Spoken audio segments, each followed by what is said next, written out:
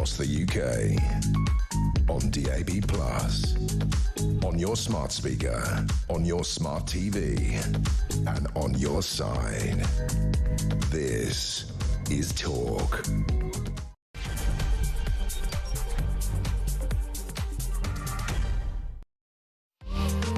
Hello there, and a very good evening to you. It is Petrie here with you for the next 3 hours. We've got an absolutely packed show again for you coming up in those 3 hours. Of course, at midnight, it is the phone in. And as I was just mentioning to Kev, if you were listening then, the really distressing numbers here. Half of the public believe Britain has become a more dangerous place for women and girls in the past 5 years. Young people's attitudes about consent and equality are being shaped by a growing tide of misogyny online. And this is the End Violence Against Women Coalition is saying this. Almost 8 in 10 women think the government should be doing more to tackle violence against women and girls, according to the YouGov poll for the charity. So we're going to be looking at that. And I want to know, as a woman, if you're a woman listening or you identify as a woman, what precautions do you take when you go out? I mean, I won't be the only woman, I was going to say in this room, but you know what I mean, who hasn't put the keys in between her fingers, walking down, getting back, 10 o'clock at night, walking down the street. I won't be the only woman who's double-checked where I'm walking. This is a constant thing for women. I don't think men understand that, and you're quite lucky that you don't understand that. This is a constant thing. We are constantly vigilant. It doesn't mean that we don't go out. It doesn't mean that we're scared all the time. We are just constantly vigilant. We have a sixth sense. We are able to identify if somebody's walking too close to us or things that men don't even have to bat an eyelid about. And before you start telling me, oh yeah, well, men get beaten up too, we're not talking about that. We're talking about a level of violence against women and girls that is a national disgrace. It is a national crisis. And when you say, well, it's not all men, we know it's not all men, right? Not all cars crash, right? But we all wear safety belts, okay? It's all, crashes involve cars. They don't all crash, not all drive, but you take precautions so that you're not in that crash. And this is the way that women think. We know it's not all men, but we have to protect ourselves from all men, just in case you're the one that crashes, right? If that makes sense. So I'd like to hear from you. What advice have you given to your daughters? What advice have you given? What advice do you give yourself? What do you tell your wife? What do you tell your mother? Elderly abuse as well is on the increase, particularly against women. So look, we've got to discuss this, and I hope that we can discuss this reasonably in the context that I've given, in that this is specifically about violence against women. I have spoken before about violence amongst men or violence against men. This is specifically about violence against women. It won't stop me getting text messages going, oh, it's not all men, or what about the men that get injured, right? We know. Right, yawn off. That's annoying. That will really annoy me, because the specifics of this is about your wives, your sisters, your daughters, your aunties, all of those women in your life, your colleagues, your friends, and the fear that they, on a daily basis, have to adjust their lives for. So, I want to hear what it is as a woman that you do, what it is you advise young women around you that they do. What is it that makes you feel safer? And like I said, it doesn't mean we're all heightened and scaredy cats, right? We're brave. We will still go out there, but we have to be hyper vigilant. So that's what I want to talk about. 0344 499 1000. And you can message me as well on 87222. Right, so I want to hear from you on this. A lot of this is being levelled against misogyny. They believe that firms hosting misogynistic content, sex education for every young person has got to be a thing, and that's relevant to their age in the digital age, relative to their lives in the digital age. It's evident that young men's attitude to consent and equality are regressing as misogynistic influences grow in reach and impact, and this should concern everyone. And certainly a lot of the narrative that I've been seeing at the moment in the US, this "your body, my choice" t-shirt that young men are wearing. Yeah, your body, my choice, disgusting. But also is a lot of young men going onto social media saying, well, if women don't want to be attacked, then they shouldn't dress the way that they dress. And there's a whole range of women fighting back on that and showing images. You can find it online, what women were wearing when they were raped or when they were sexually assaulted. There's women in their military uniforms, there's women in their nursing uniforms, women wearing a baggy sweatshirt and baggy trousers, there's women, it has nothing to do with it. And then they show pictures of little girls' clothes and go, so was it what the little girl was wearing that caused her to be raped by that man? Was it what she was wearing? Sick. And then showing all these outfits. So have a look online, it's really interesting. All the outfits that women were wearing when they were sexually assaulted, when they were raped, when they were attacked by men. Had nothing to do with it, and everything to do with the man who sexually assaulted them. We hear this all the time. There used to be a judge called Judge Pickles in this country who used to tell young women, oh, well, you know, you shouldn't have been wearing that short skirt. This was in a court of law. You know, why were you walking down that alleyway? This is in a court of law, right? So I want to talk about that. 0344 499 1000. That's the number that you need to give me a call. And like I said, calls are charged at the national rate. Before that, Amy Fisher is in the studio. She's going to be taking us through the newspapers. And before her, Johnny Hearn will be here. We had to biff him yesterday because of the space landing, the aircraft coming back. Josh Ron will be here as well with some an A-plus A-lister, which is absolutely brilliant. So let's go to our top story though now. I want to talk to you about what's going on with Ukraine and Russia and Ukraine and the United States, and the conversation that Zelensky had with Trump today, and how that went. It seemed to go better, I think, in terms of the language that's used, better than the one that went with Putin. So let's talk now to Andrew Borain, who's a senior fellow at the National Security Institute at the George Mason University in Washington, D.C. I hope I didn't destroy your name there. That's fine. It's Andrew Borain. Yeah. Borain. Right. I was... Sorry, I know, because with my name people get it wrong all the time, so I really do apologise. Andrew, thank you very much indeed for joining me. Look, let's start with that call with Trump and Zelensky. The first time they've spoken since that moment in the Oval Office. The language seemed to be that they got on well.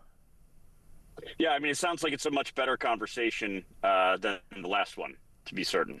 Yeah, couldn't be much worse, could it? We know that Zelensky has been schooled, right? We know that the Brits have taught Zelensky how to speak to Trump, right? How to play to Trump, because he likes a specific language, doesn't he, Donald Trump? I mean, I don't know the man personally, but I think certainly. Yes, I would agree that it makes sense that, you know, when you speak to the President of the United States, that you address from a kind of a point of deference, and I think that may be how he views it.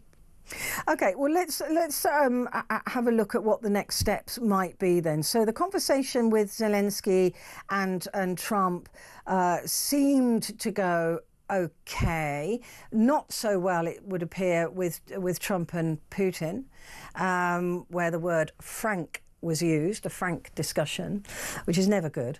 But what are the next steps with this, and what, I mean, difficult to answer, but what can we expect from Donald Trump?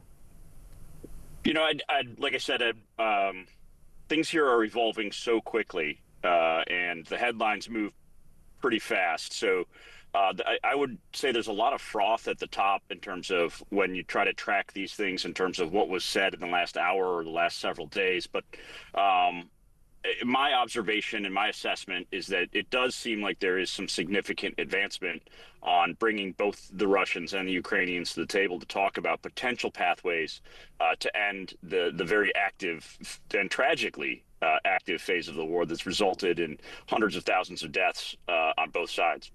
But we are looking at a Putin who his part of the ceasefire deal, even before we get to the peace, is that Ukraine shouldn't have any more weapons or any intelligence while they're allowed to completely continue with their land grab. I mean, it seems to be extraordinarily one-sided. Well, I'm not. I guess another way to look at it might be that we are not in the end phase of negotiations. The conversation with President Zelensky about a week and a half ago, conversation with Putin just yesterday, another conversation with President Zelensky. We still have yet to kind of see active participation from another major power, which would be the European nations, particularly in the wake of an 800 billion euro defense authorization. I can't think of another way to say it. Europe's never talked about rearming and building an organic defense industrial base and, really acting as a concerted alliance, or what Keir Starmer calls a coalition of the willing. So this is a very complex negotiation for all parties concerned, and so I guess I'm cautiously optimistic that this does start moving the needle in conversations. And I don't know in any complex negotiation where both parties show up at the table in the first couple of conversations with a mediator or a third-party arbitrator, or even if they went to court before a judge, where they both come in with their final bargaining position. To be fair to Zelensky, he agreed to pretty much an unconditional ceasefire in order to get to the peace talks, and Putin didn't. Putin came in with massive conditions to just a ceasefire. In fact, he hasn't agreed to a ceasefire. There is no ceasefire, it would appear. There were drones launched yesterday. Yeah. Again. Exactly. My observations, I've been on the ground twice in the last 12 months in Ukraine. I've seen really what I personally assess as terrorist acts by the Russian government in terms of how they are really kind of not sending untargeted drones and untargeted missiles into civilian areas. And it's horrific. That does not mean that I don't think it's important to engage in negotiations and conversation. And like I said, it's an active, hot war and has been now for years. So I don't know that you can say, hey, neither of these parties or one party's working on it and the other isn't. I guess the free world, and particularly Europe, I think, and I'm a dual resident a citizen of the U.S. and a resident of the United Kingdom. I spent a lot of time traveling, meeting with Europeans, and like I said, been to Ukraine twice. I love the Ukrainian people, and I think if this creates a pathway in which Vladimir Putin can secure access to Crimea with the land bridge through that territory, and I don't know that that's possible, but I fear if Vladimir Putin can't secure that as part of a negotiated settlement, that this won't end. I don't see how the Russian military or the Russian strategic level advisors would allow their president to walk back from that segment of win. And it's tragic. It's not good. That is sovereign Ukrainian territory, was and remains under international law, sovereign Ukrainian territory that is currently occupied by Russia. But like I said, I don't know where in any of these types of negotiations we have very angry, hostile belligerents, where both parties in a negotiated peace, as opposed to kind of a crushing defeat of one side or the other, where they can both walk away from the bargaining table saying, hey, I got everything I wanted. If you look at painful to watch. Yeah, I mean, look, if you look at what has been taken, let's say 20% of roughly of Ukrainian territory, and as you said, there's Crimea. We've already heard now from Russia that he wants to go down to the port of Odessa. Putin has always wanted Odessa. It's an incredibly vital port. It's incredibly important, and it's incredibly important to Ukraine. So. But if he gets the opportunity in this pseudo half ceasefire to keep pushing forward, then and especially I know that Donald Trump thus far is not planning to remove intelligence from Zelensky, and he's not planning. He's helping him find some Patriot missiles, is my understanding. But if Putin had his way, then he can just keep marching. He can just keep going forward, leaving Zelensky without so much as a rock in a sock and a pair of binoculars.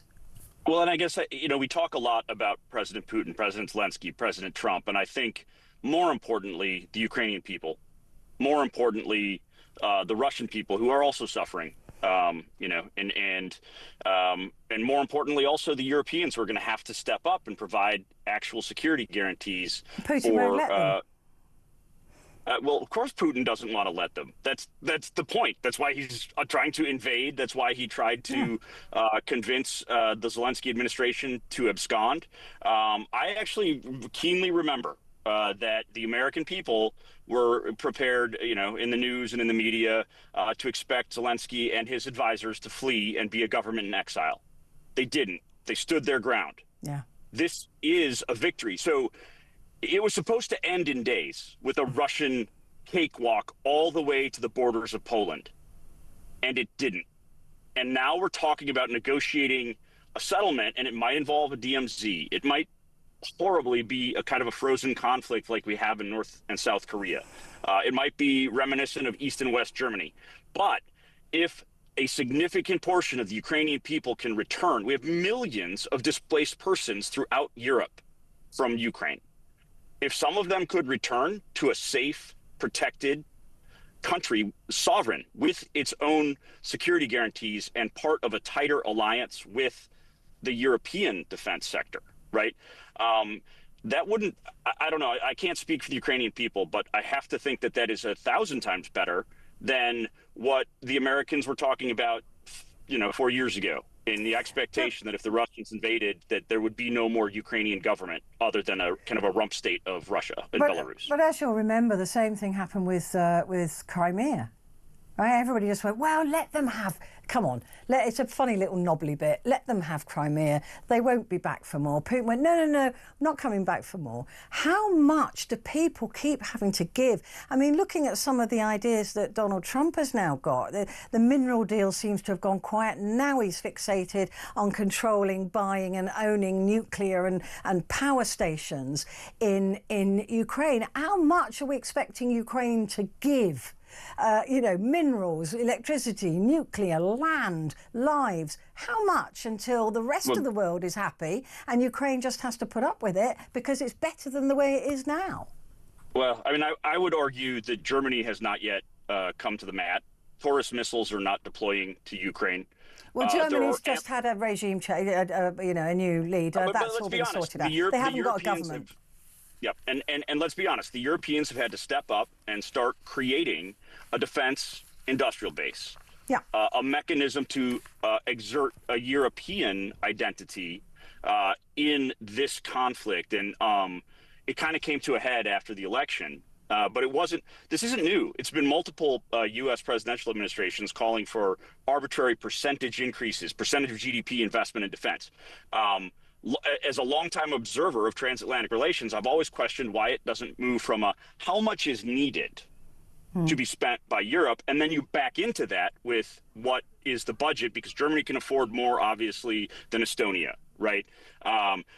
The Poles can provide more troops than the Swedes. So let's start thinking about it. If I were a European central defense planner or defense minister, I would be very actively seeking to talk to all of my colleagues on the continent and with the UK, because Russia is on the doorstep there. What happens on the but I mean, to be fair, that is what they are now Okay. doing, and Trump has forced that to happen. And I think you're right that it needed to happen. But the more immediate thing, I mean, Ursula von der Leyen today was talking about we're going to buy more weapons and more hardware, but we're not going to buy American. So Trump won't be happy about that. It'll be European built. And Ukraine now has become a master builder of weapons as well. So there will be deals to be done there. And not only builder of weapons, but engineering. Absolutely. Right? So they've taken in platforms, drones, UAVs, counter drone technology. It's amazing. Yeah. And so I mean, as a hypothetical example, they get 15 to 20 different platforms, 5 to 10 different types of ground controllers that were not built to be interoperable, and they're making them interoperable. That's called engineering, right? That's not the research, development, innovation phase. That's engineering existing systems to work in an active battle space. Now, I am also a believer that when the conflict settles down, some of Ukraine's best exports will be that type of engineering. And it won't only apply to battlefield technology. That's going to apply to things like energy infrastructure, cyber defense, IT integration. Like, you think integration of massive systems that need to be securely integrated across 30 plus different countries in the continent and the NATO partners. So Ukraine stands to gain huge economic benefits, the sovereign and free component of it, as soon as this can settle down. And so I think to your point on the co-investment, and that's how I've heard it referred to, is co-investment. And if there are U.S. interests on the ground that need to be defended, I think it probably lends itself, given how this administration has shown its interests, that they would then seek to defend those economic interests. And not Ukraine and not the people of Ukraine. I think the message is pretty awful, to be frank. We'll defend the money, we'll defend but we're not interested in you. It seems to be the message coming out of the US. Yeah, I can't speak to the way the message is being delivered, but as a person that advocates very strongly for a free Ukraine, and has spent a significant portion of my life studying hybrid conflict and the types of just below the threshold of war, sabotage, espionage activities that the Russians, Iranians, and PLA and Chinese communists are undertaking worldwide. This breaks my heart. However, having an active hot war is not good.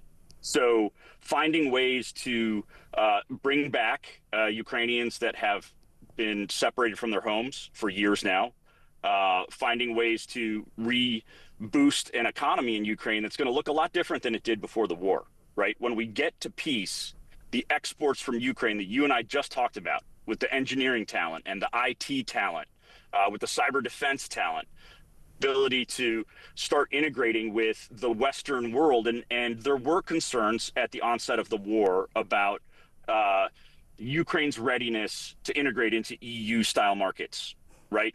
And that was a business culture issue. But let's get peace on the ground so that we can get them focused on the business culture, on the integration of transparent capital markets, removing things like corruption from the system. And I'm not saying Ukrainians are corrupt. What I'm saying is that before the war started, that was the conversation about how do you bring Ukraine into the European fold in a mainstream way. And my belief is as soon as we can get to peace, Ukraine's going to be an exceptional powerhouse engine of support for the European continent. I absolutely agree with you. It's been remarkable watching. This is the mother of invention, isn't it? Necessity being the mother of invention. It's been extraordinary.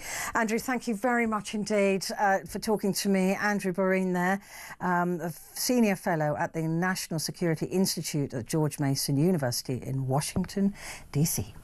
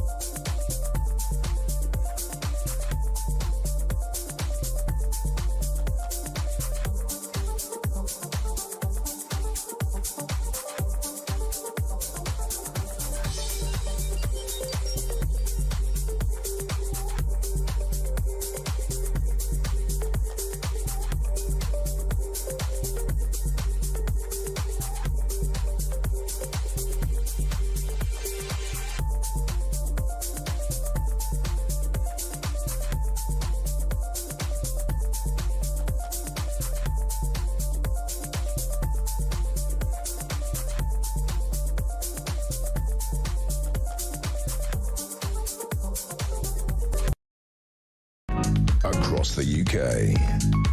On DAB+, on your smart speaker, on your smart TV, and on your side. This is Talk. Hello there. Good evening to you. It is Petrie here with you until 1 o'clock. And of course, at midnight, it is our phone in. And what I want to talk to you about at midnight is the danger that faces women and girls in this country now. And most women feeling much less safe than they did 5 years ago. And this is a really interesting topic to talk about as a woman, because it's something we take for granted. I'm finding it very difficult to explain to you, and perhaps there'll be some other women out there that can phone in with this. But ever since I was a little girl, ever since I was, it's in your DNA to be more vigilant and more protective of yourself than it is to be a man or to be a boy. There is not that. I think we're born with that sense that we could be vulnerable by dint of the fact that we are usually smaller and physically weaker. Not in all cases, but in most cases, of course, which does make us more vulnerable. So even as a little girl, I mean, I was roughhousing with my brothers and, the village boys and, climbing trees and fighting. But there was still a sense that there was a difference. And that difference was that I might get more hurt in British Bulldog that we used to play than boys. And so it's sort of ingrained in women. We don't even think about it. We just do it. So we've always been very, very much aware of our vulnerability, if you like. It doesn't stop us, hopefully, from going out. It doesn't stop us from doing things. But it does mean that, even when you're putting petrol in your car, you have a scan around, right? If I'm on my phone, I'm always aware of who's around me. It's just one of those things that we've always done. And I know that boys and men don't have that same issue. I've spoken to many men about this over the year. They go, God, I'd never even thought of that. No, it doesn't occur to me. Why would I scan a room when I go into a pub? Why would I look around to make sure that I was safe? But it's just something that women do. But apparently half of the public now believe women have become more vulnerable and that Britain has become a more dangerous place for women and girls in the past 5 years. So I want to hear from you what you think of that. And as a woman, what precautions do you have a think about it? Because I've had to have a think about it tonight, because it's something that's, like I said, it's always there. It's just what we do. So give me a call. Tell me what precautions you take, perhaps how you protect yourself. And the men that are listening out there, why do we think this is happening? Why? 0344 499 1000. Now, though, time to find out how you could be in with a chance of winning Oasis tickets. You can't even buy them anymore. Oasis tickets at Wembley this summer. Here's Mike Graham. How'd you fancy winning tickets to the hottest gig of the century? Here at Talk, we're giving you the chance to bag yourself a pair of tickets to Oasis at Wembley this summer. Plus, we're giving away a whopping 10 grand and putting you up for the weekend in a London hotel. All you need to do is text the word prize to 83338 and you're in the draw. Alternatively, you can enter by post. Once again, all you need to do is text the word prize to 83338 or you can enter by post. Good luck. 18 plus UK excluding Northern Ireland. Enter by text for £2 plus one standard network charge by 11 p.m. on the 7th of April 2025. Or post your name and number to Oasis Competition, PO Box 3190. Colchester CO2 8GP to arrive by 5 p.m. on the 10th of April 2025. Full terms and conditions at talksport.com. This is a News Broadcasting Network promotion.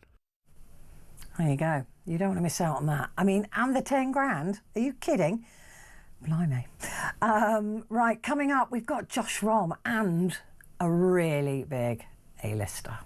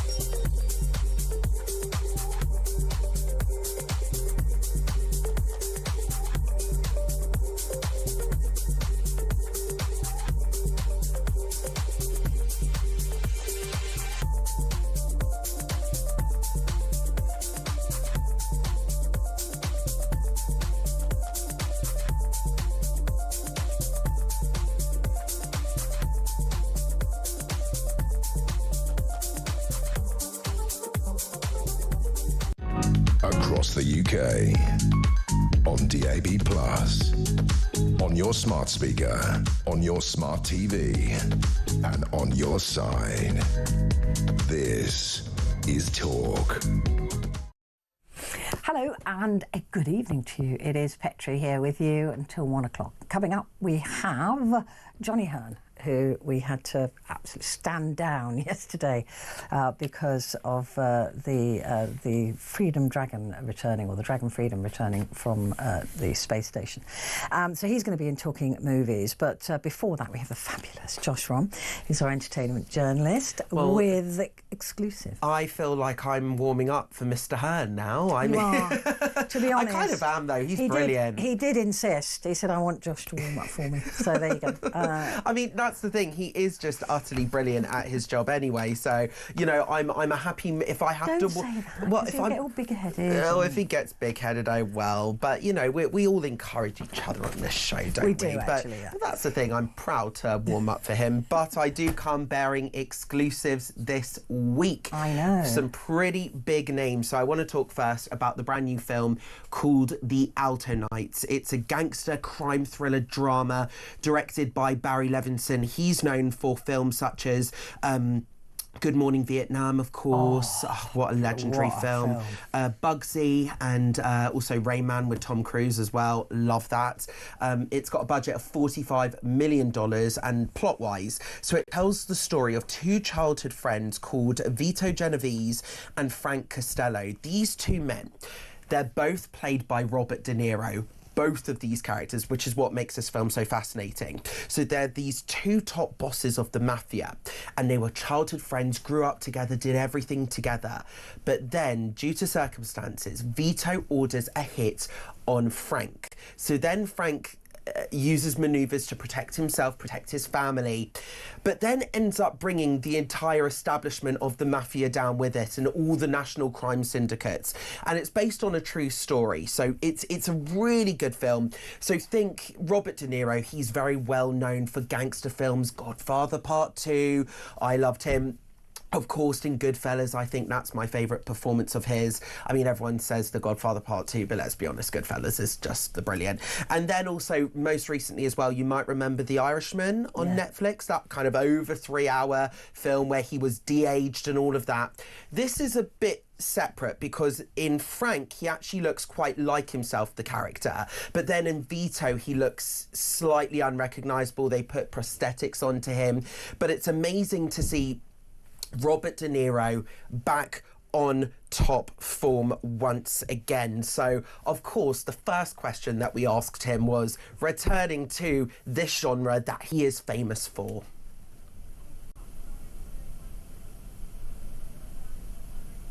It's coming. It's coming. It's coming, guys. It's coming. It's coming. Feel a technical hitch. Well, I wasn't planning on going back to it, but when Irwin Winkler sent me a script that was written by Nick Pileggi and with Barry Levinson directing it, I said, you know, let me consider, of course, you know. And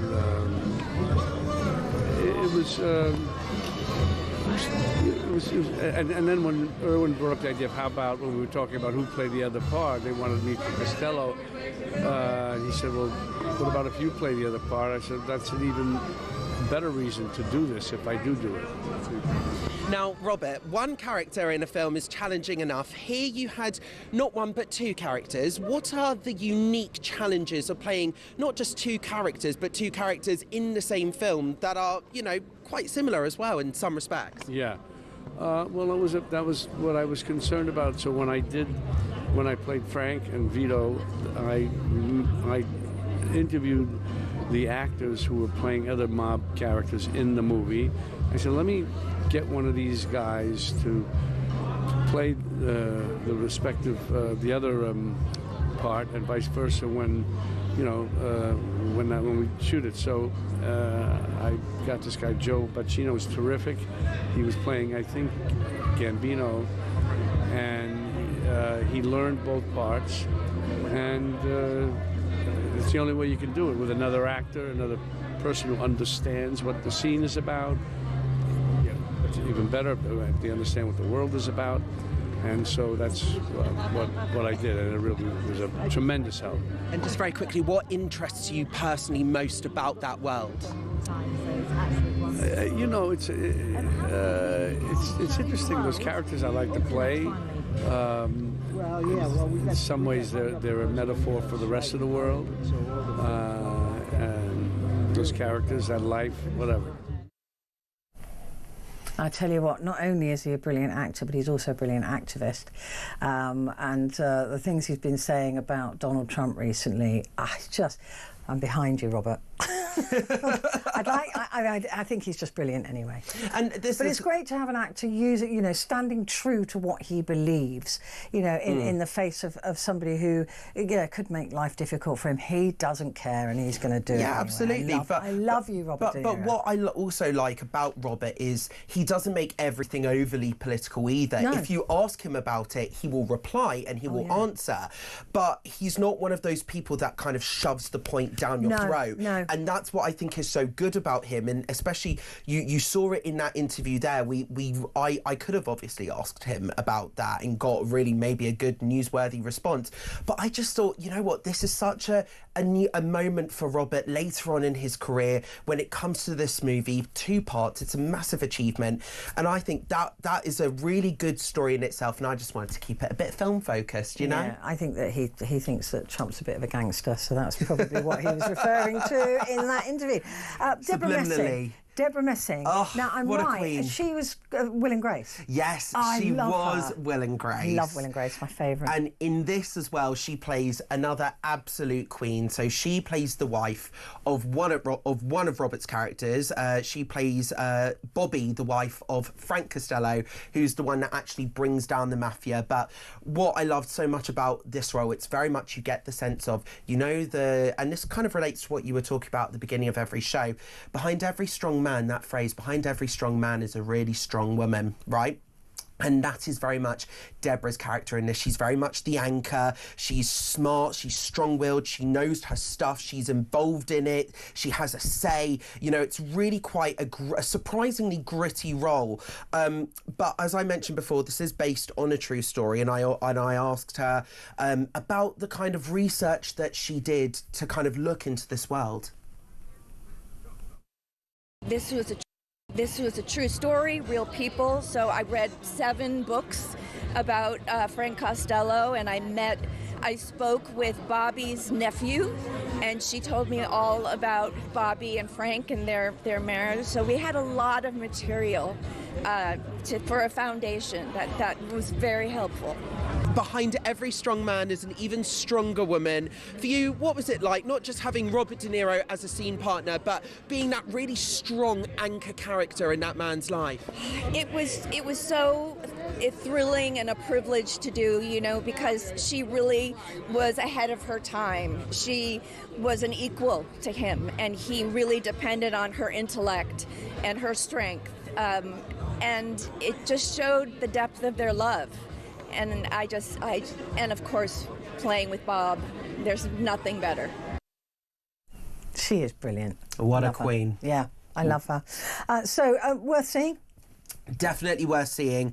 I mean, I'm sure the Hernlocker will feature the film. I'm sure the Hernlocker will feature the film further down the road. But yes, very much worth seeing. And another film that's definitely worth seeing is Marching Powder. This is the new Danny Dyer film. So it's kind of rom-commy but comedy. So Danny Dyer returns to the big screen in a part that's similar to, do you remember The Football Factory from 2004? Yeah. So he reunites with that director Nick Love in this comedy film. He plays a middle-aged football hooligan called Jack, arrested for drug offences, but then tries to turn his life around. And the question is, does he do so? Does he not do so? You'll have to watch it. The film is selling out in cinemas. It's absolutely brilliant.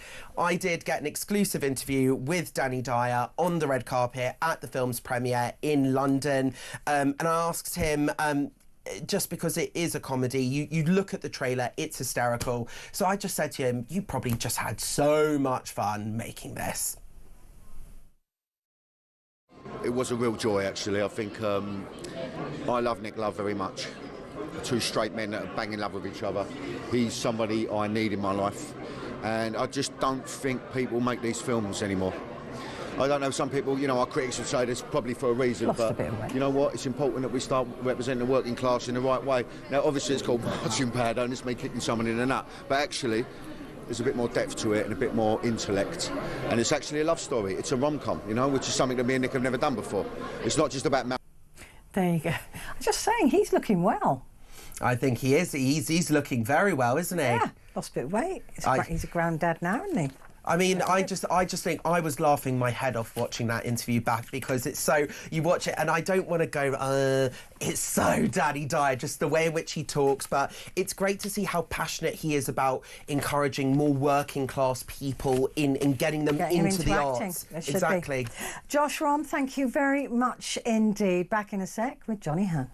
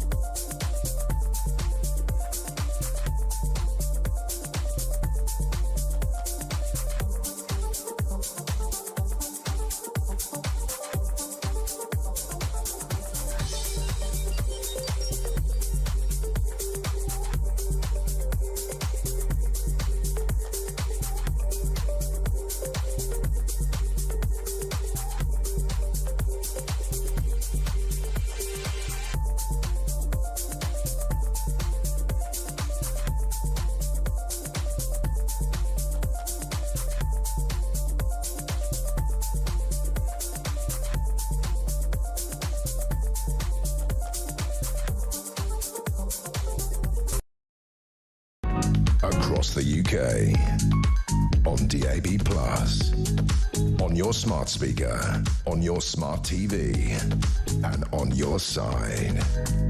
This is Talk. Hello there, it is Talk, and coming up at the top of the hour is Amy Fisher. She'll be here, former Director of Communications for the Conservative Party, so she's going to be here going through Thursday's newspapers for us. But in the meantime, Johnny Hearn is here, filmmaker, broadcaster and talk film reporter. Hello. The Hearn Locker. Yes. So, the last... Oh, no, not the, just yes. Last Breath. Yes. This is... it's a true story. It's based actually on... it was a documentary of the same title that came out in 2019 by director Alan Parkinson. Oh, I've seen it. Yeah, and this is now the sort of the dramatised version of that film. And it's based on an incredible true story. Yeah. So the true story is about a guy who's what's known as a saturation diver. It's horrifying, that yeah, which I didn't know anything about this job. I love documentaries. And what they do is they repair. You're remembering it now. Yeah. They repair cables and pipes and things at the bottom of the ocean or the North Sea or whatever, and so they immerse themselves in a chamber for days, weeks at a time, so that they can just pop in and out down to the bottom of the sea and then back up to the ship again, continually under sort of pressurized conditions, so they don't have to keep going through decompression, etc. Yeah. But they only have to do it at the end of it, and so they were why they're called saturation divers. The story is that this group go down to the bottom of the North Sea to fix a gas pipe. Yeah. But there is a huge storm raging on the surface, and the ship has these motors that keep it in a geostationary position, but the whole system fails and the ship starts dragging, and the umbilical cord that is holding one of these divers to the ship with his oxygen, his communications and everything, snaps. And he has 10 minutes of oxygen left in his reserve tanks, and that's it. And the ship drifts off, and there's no way of getting him. And the film is about how they managed to turn that ship around and go back and try and find what they assumed was going to be a dead body. It's an incredible true story. It's one of those stories that, when you're watching it, you go, "Yeah, I don't believe that. No way. No, absolutely not. I watched it. Can't possibly be true." And then you think, "No, but actually, it is true." And it is beyond belief. How people don't give up under those. So I think I just go, "Oh, sorry, I'm done. There's no way I'm getting out of this." Yeah, absolutely. I just give up. But it's not only that, it's just a really, really well-made movie as well. It's very, very tense. It's a terrifying film to watch because of that claustrophobia, because you really feel like, you know... And under pressure, your lungs are smaller and all of the... everything... Oh, God, it's just no. Yeah. I mean, I think I will watch it when it... If you've seen the documentary, it would definitely be worth watching this film, because it was a great film, and it's got Woody Harrelson in it. He's just fantastic. Yeah. I mean, it is extraordinary. Shall we have a little listen or a look to the trailer? Here we go, if you can bear it. Where's our power? Dead in the water. We're drifting out of control. How much gas does he have left? Not enough. We're gonna be too late. It's a body recovery now. No, it's not. I'm not losing a diver today.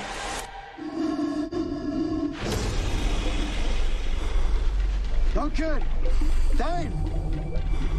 I can't see you!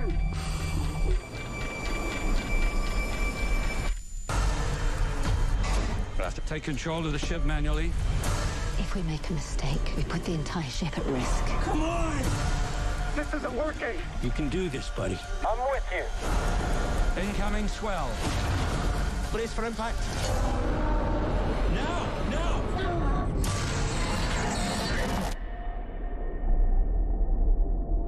Chris! Diver! Where are you?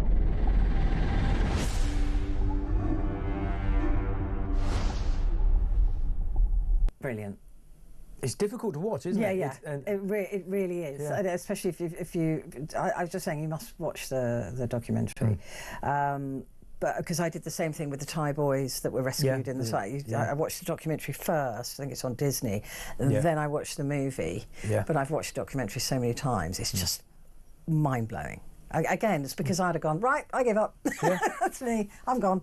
And I can't believe the mental fortitude of these people. It's just extraordinary. Well, whenever somebody's in a film has to hold their breath, I always try and do it. And see how, I do as well. No, and of course, awful. very, very quickly in this film, you realise that it's pointless even trying to do that because it's so much longer than anybody could hold their breath. Yeah.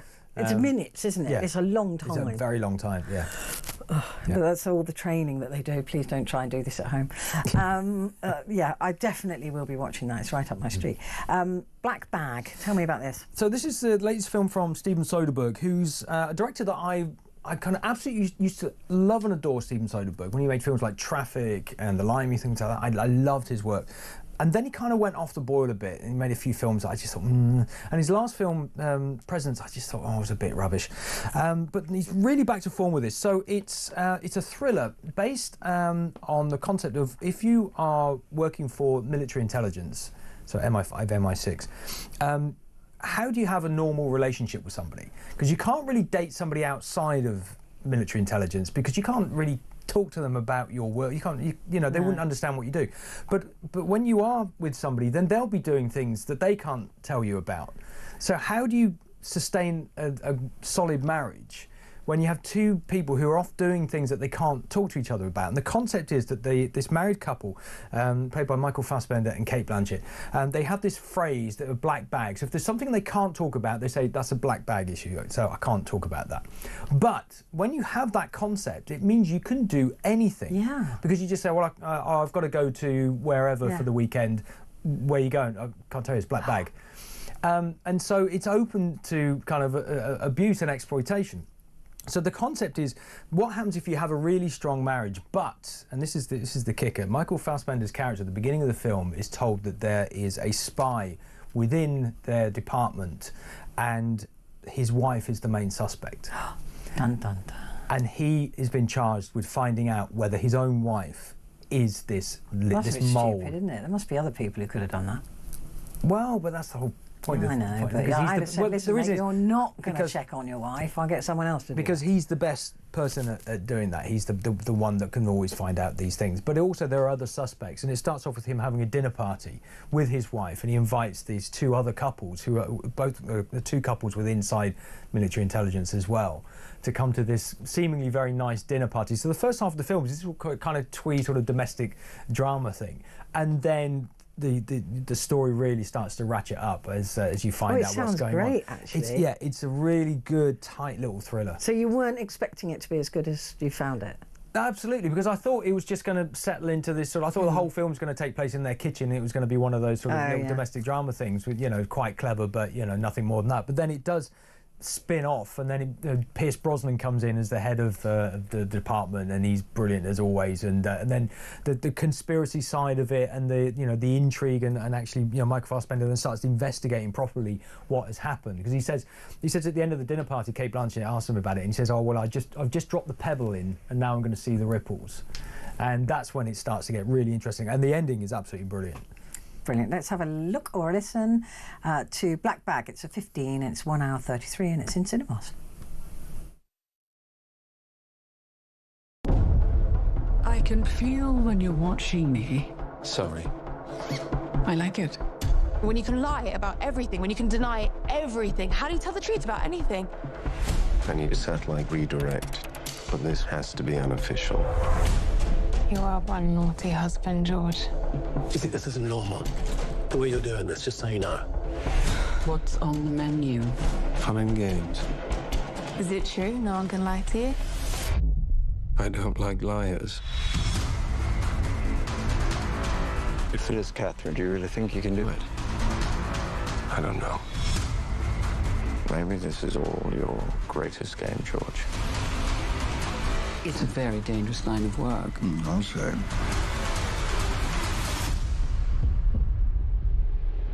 Would you kill for me, George? Would you? Yeah, that looks right up my street, actually. That looks really, really good. I tell you what, I took your advice and watched The Gorge. Yes, and, on Netflix, and I thought, well, John tells me this sort of, you know, flips a little bit. I wonder where it's going to do. I thought, oh yeah, there it is. Yeah. It's really good, actually. Yeah, it's one of those films that it twists right in the middle, and it becomes something completely different in the second half.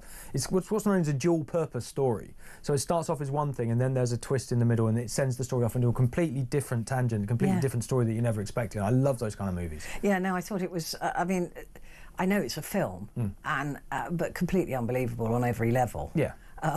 Even, I think, even within its own sphere, there were things that happened in it that I went, really? Like the Land Rover going up the side of the... that's not going to happen in any world. There's a lot of suspension of disbelief in that movie. Yeah, but I mean, it's a movie, right? So you have to buy into it, I suppose. But I thought it was brilliant. I thought it was really good, a really good sort of entertaining blast, isn't it, really? Just excellent. That is fantastic. Well, I shall have a look at Black Bag and Last Breath. I forgot to say that Last Breath is also in cinemas. It is a 12A and it's 1 hour 33. And that one, I mean, seriously, that is very, very tense. Very, very tense. Very, very tense. The other one looks like it's going to be a little bit more fun.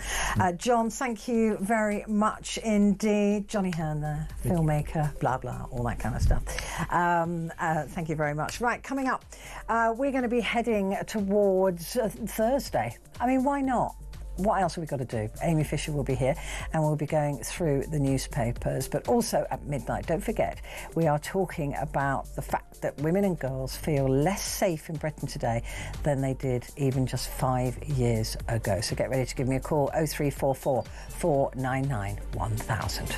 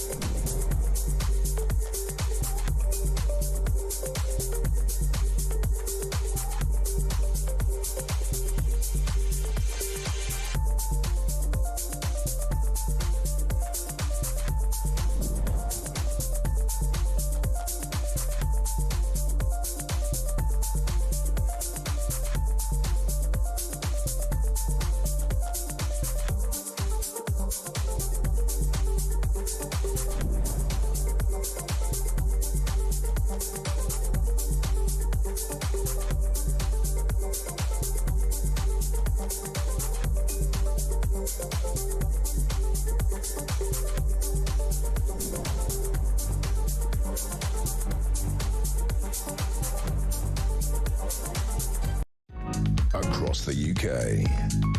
On DAB+, on your smart speaker, on your smart TV, and on your side. This is Talk.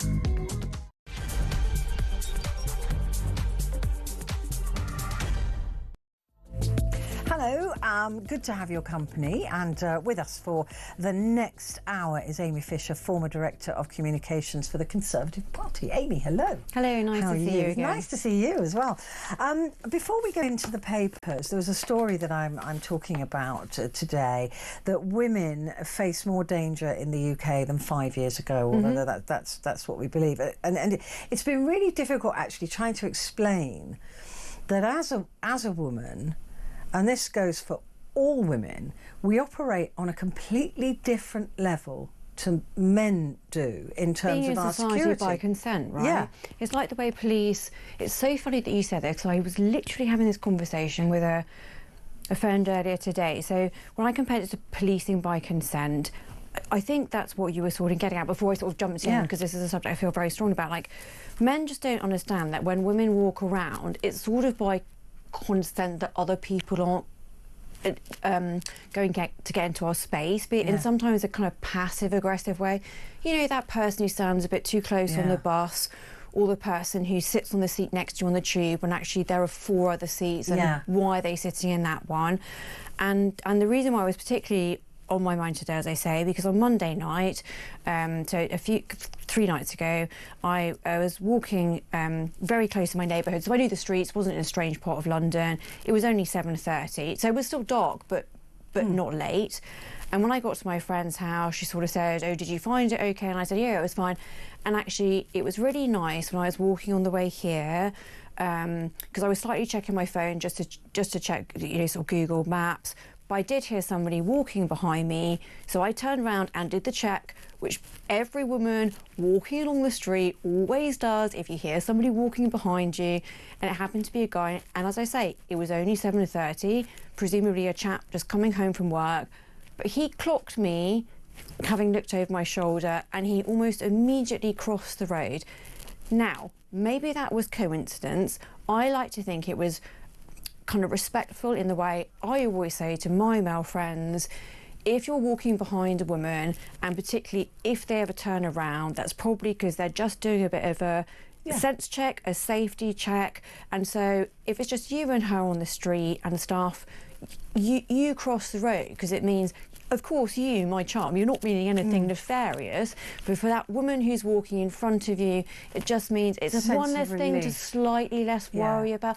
As I say, not that I thought this guy on Monday was remotely going to do anything, but I think he'd clocked me just checking, and then he was maybe thinking of his, you know, girlfriend or his daughter or whoever it was, and as I say, he literally crossed the street straight away, and maybe it was just coincidence, but I thought it was a nice gesture. But it's exactly to your point about men don't ever have to think about women are in permanent awareness, who's around me, who's sitting next to me, who's walking behind me, I'm going out to my front door. Yeah, what's happening to my drink if I go to the loo?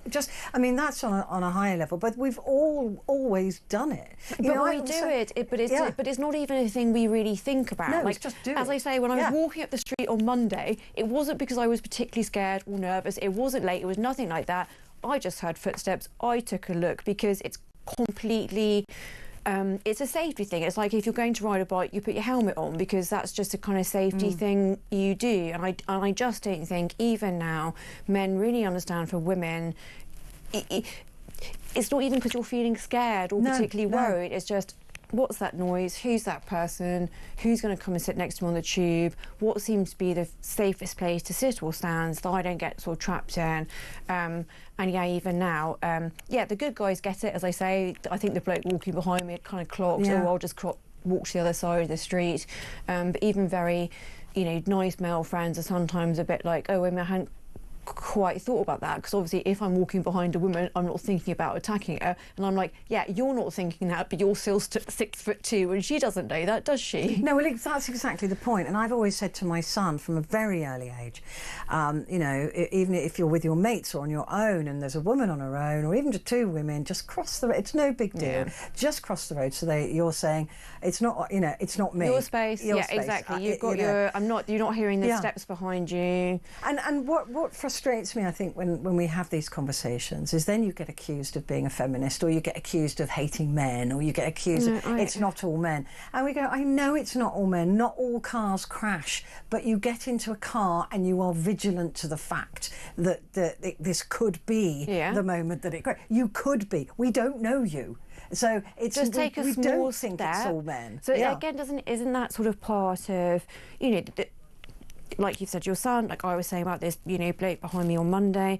So isn't that just part of kind of common civility, right? So if a chap walking behind a woman just kind of realises, actually, maybe she's just on some level going to feel a bit safer if I just cross the road, that's just a common civility thing. Like the way, you know, you hold the door open for somebody who's maybe got a pram or carrying a lot of bags or is a bit older. Like it's part of common parlance and how we treat each other in civil society. It's not a big thing. I'm not making a political point about the fact I appreciated the guy crossing the road, nor are you trying to say to your son, you know, my goodness, women can't walk behind them. It's just a common civility thing. Just because that we feel nervous. But it's an interesting thing when you start to think about how that is so ingrained in women, that you know, from I don't even remember a time when I didn't do that. I was saying earlier that I'm not the only woman that's put keys between her fingers. I was about to literally say, you've done the key between... That's the classic one that you're always sort of told. You know,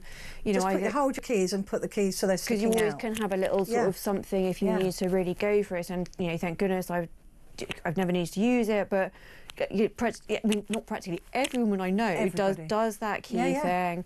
You always know to sort of kick to between the legs. There are just certain things that as a woman what you're I also told. do walking down an empty road, there's a couple round by me that are sort of block one end, so the cars don't tend to go down there. I'll walk in the middle of the road. Yes, another classic. So you're not close to any kind of doors or anything. You might have at least a moment to react if anything kind of open or closes quickly, but. It doesn't mean that we're terrified. It doesn't mean that we're not nervous walking or scared around in a state of fear. It's just something that we do. Instinctively, it's kind of like you know, through the years of talking to each other, of just going, oh, you know, that's a good idea. Oh, yeah, I'll do that. You know, I'll do that then. Not taking your phone out, having your phone in a different place to your handbag. You know, all of those things that we might do. That is such a classic one. That drives me bonkers when there's been such a trend for everything to be on your phone. So for your Apple Wallet, like literally everything's on your phone. And I keep saying to friends, at least have a credit card or something, or at least an Oyster card. So I keep my Oyster card separate from a credit card, separate from my phone, because if any one of those three things goes missing, that's going to be distressing and annoying enough. But if you've all got them coalescing, but if you're all coalescing at your phones, you can just fit your phone in a tiny handbag. I'm like, that's just mad, because you're going to literally be stuck if you lost it, or if it got stolen, or somebody snatched it out of your hand. Like, at least give yourself a chance to have, you know, with a credit card or an Oyster or a phone, the means of being able to get home or able to contact somebody, and or even,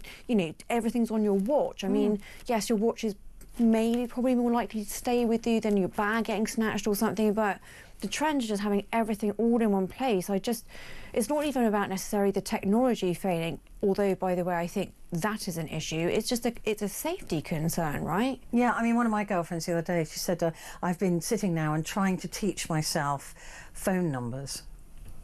I can't remember. The only phone number I can actually remember is my parents' landline, which they've had for about 30 years. I can remember my childhood landline number. No, but this is it's literally the landline that my parents have always had, as long as I've known how to. And it's like you, I suddenly thought about that. I don't know. If I had to phone a friend for help, or even my son, I genuinely couldn't. I wouldn't know the number. honestly, my landline, my parents' landline We've number got is the to actually only number learn I them, know you know. by Or at least write them rote. down and stuck it in your bra or Yes, something I have when you go also out. done that, but then I'm told that's not very safe. But then my point back to that is, yeah, but if a bunch of numbers falls out of my bra in a club, like it's not my PIN number, it's a bunch of random numbers. They can try phoning my best friend Nellie in Germany. I mean, good luck getting through. It's such a fascinating topic, and I'll just be really interested to hear from men, because maybe they do walk around and they're concerned and they put their wallet separate to their card, or they've got their keys in their hand when they're walking home. I don't happen to believe that. Oh, I don't particularly either, but that's maybe just maybe that's sort of just brought us, up with a different. But we know that we've always had to do it, and it's just never been any other way.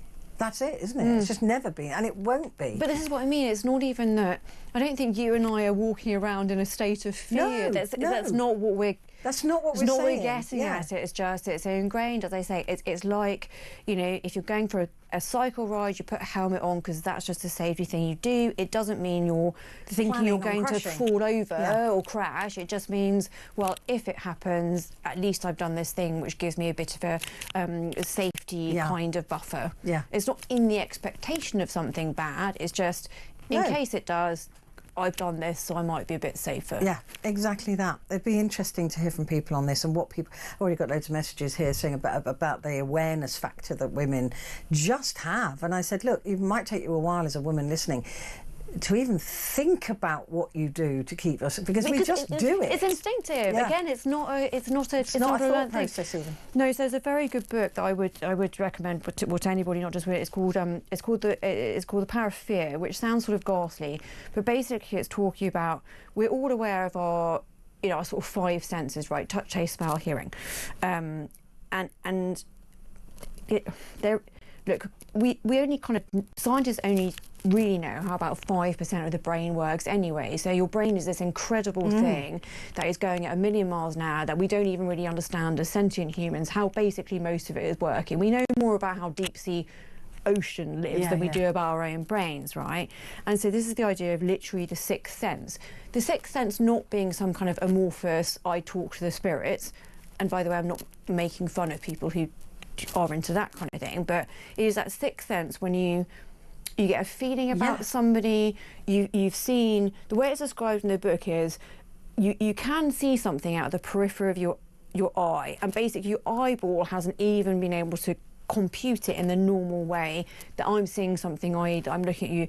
Your eyeball has just seen a movement or sensed something right on the periphery of your actual vision, and the sort of animalistic, or the bit of our brain we don't really understand has computed it into, this is something you need to be on guard about. That's when you have the sort of fight or flight, or you know, these kind of things that we're quite familiar with as physiological bodily responses. And this book basically says the gift of fear, it's a good thing. It's where over evolution, with all of the other senses you have going on, there can just be something at the back of your mind, that prickly feeling that you might get, or just that, I don't quite like the feeling of this road or that kind of person. And it's not always a guy, by the way. I'm not having some kind of, you know, all men are bad rant here.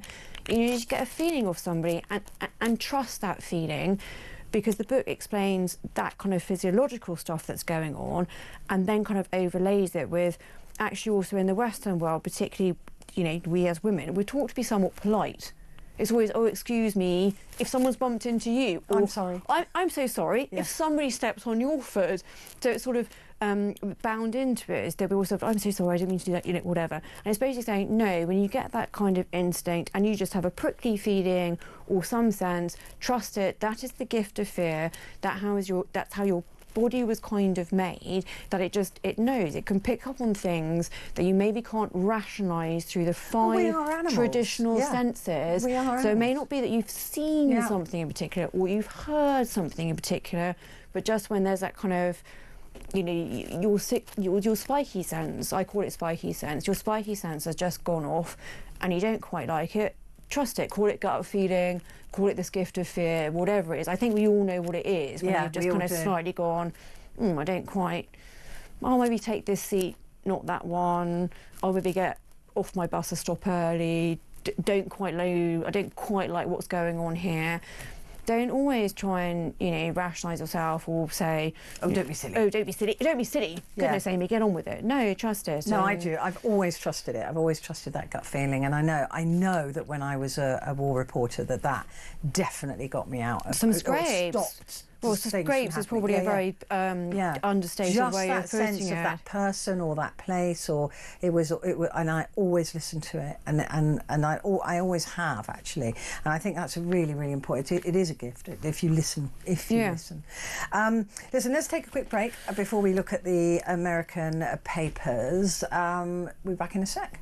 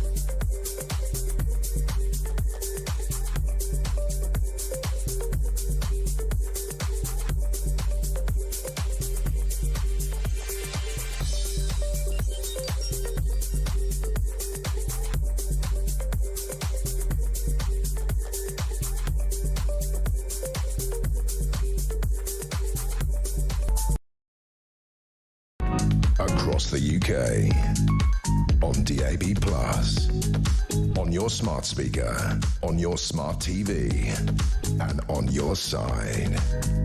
This is Talk. Hello there. It's good to have your company. With me is Amy Fisher, who is the former Director of Communications for the Conservative Party. And we're looking at Thursday's papers. Let's have a look at the Arizona Republic. My producer has carte blanche to get any newspaper for me from anywhere in the good old United States of America. So we've got the Arizona Republic here. Arizona farmers left in limbo after USDA cuts. Now, I thought this was the US aid cuts, which have also put farmers into a difficult place because the food that they're growing for the aid around the world is now rotting in the fields. But this is another. So farmers are really, really struggling, aren't they? In Nebraska, the farmers there and are having a really tough time of it.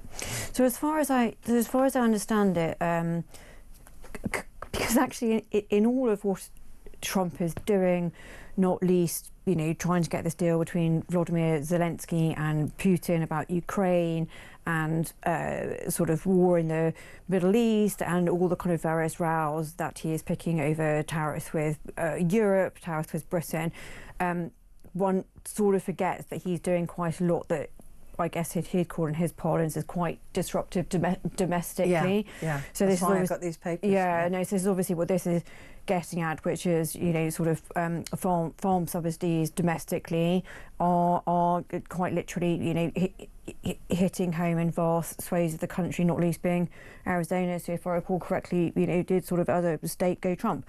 So yeah, a lot of what we hear is so overlaid by Trump internationally and all these big problems internationally, some of the turmoil going on domestically in the sort of US kind of, we just don't hear about it. And in not a nasty way, why would we in Britain, unless literally one gets a sort of front of this particular Arizona Republic. So it's not just people on the international stage who are feeling the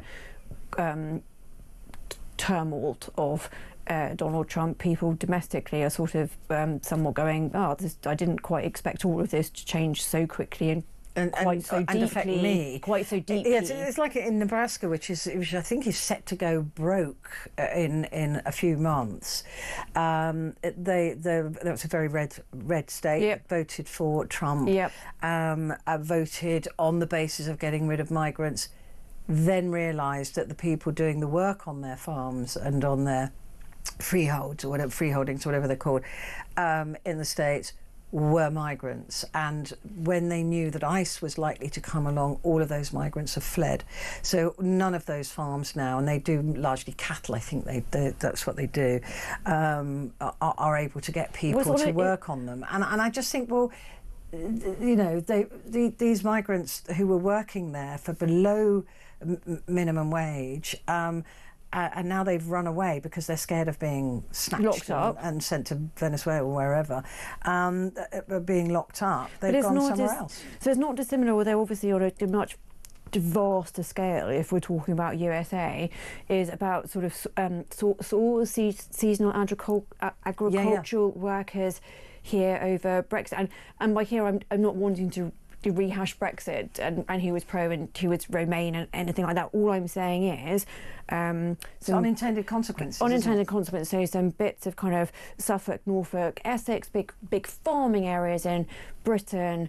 Had a lot of seasonal agricultural workers who did tend to come from sort of, you know, well, parts of Europe, and then they suddenly all left because they were terribly worried about the effects of Brexit, and then suddenly a bunch of farmers in kind of Norfolk and Suffolk were sort of, well, I'd still have a lot of strawberries that need picking and cabbages, and you know, I'm just picking indicative things. But this is what's happening in the States just on a much vaster scale, obviously, if we're talking about the land tracts that are involved.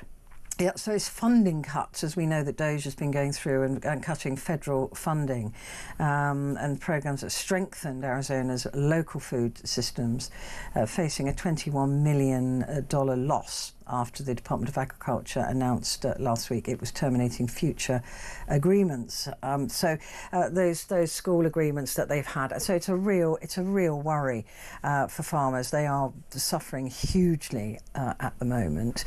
Deported migrants are already returning is the other story on the front of the Arizona Republic. President Trump has touted faster deportations of people who were in the United States illegally after he took office. Some of those migrants are returning just as quickly. At least 30 people deported in the days after Trump took office have made a swift return to Arizona, crossing back into the country that kicked them out and getting arrested again. I mean, all I know about these deportations is that he's well below what Biden was yes, doing. and also what's obviously very interesting this time, so just from reading what this article you just quoted from here is a lot of the migration, legal or otherwise, is coming from the kind of Mexico-American border. And, you know, it wasn't one of those things that Trump talked about the last time around that defined his presidency was the wall. I mean, I just think we've not really heard anything about that this time around. I assume that's true, actually. I assume that's what because the wall was the leitmotif, right, of his last time around. I assume, but he does get bored quickly. He does, but I also assume at some point he's really realised. Well, he does. Maybe it's a combination. He does get bored, but I also assume he has. Because we've heard no mention of the wall at all. So I assume that even perhaps he has realised that the wall, or building a wall, or however he conceived it. I'm not going to try and divine his incarnation of it. I assume he sort of decided that maybe that wasn't going to work as an idea. I mean, this story as well. This is. Was it 1984? The rewriting of history was a big part of the novel. 1984. Right. This story here says the Department of Defense and US Army scrubbed articles on the Navajo code talkers and their contribution to America's victories during World War II, removing the information from websites as part of President Donald Trump's campaign against diversity, equity and inclusion. I mean, I think it is absolutely disgusting to erase the history of a people who helped you during the war. You know, they're erasing also, my understanding is that you know, brave women who fought for the country and people of colour also, they're just being erased from history. I mean, the fact that the Navajo... I mean, who are the original Americans, folks, right? So I don't mean this flippantly, I'm pretty relaxed about this in the sense they can't erase books, right? So I guess this may be going on, which is awful, by the way. I don't mean to sound flippant, but if they are raising this from websites, define that, they might think they've been able to rewrite history in that way, but no, they haven't. So it's like calling the Gulf of Mexico Gulf of America. It isn't. So the way that we, and I mean, you know, the world always recorded and remembered history before the internet existed, you know, that predates this. So okay, guys, have your little petty whatever this is motivated by. I don't particularly understand. You might think you've got, you know, rid of it, but it hasn't. But no, books good. and we mustn't ever forget people who've contributed of all shapes, sizes, colours, and creeds to where all of us are in this world right now. That's the Arizona Republic there. Let's turn our attention to the Daily Mail now. Review finds sex replaced by gender in health and crime records. Cancer screenings are being missed and crimes misrecorded because official statistics are corrupted by extreme gender ideology. I don't understand this. A government-commissioned report found that biological sex had been erased from official data in the police, NHS, and even in the military. But this will be for, what is it, 0.06% of the population, isn't it? I have to admit, I'm not completely clear whether they've been merging sex and gender and become widespread in records over the past decade. Women rights campaigners last night called on the government to act. The problems are everywhere, from NHS records that do not record biological sex. But it's a tiny percentage of people. Tiny.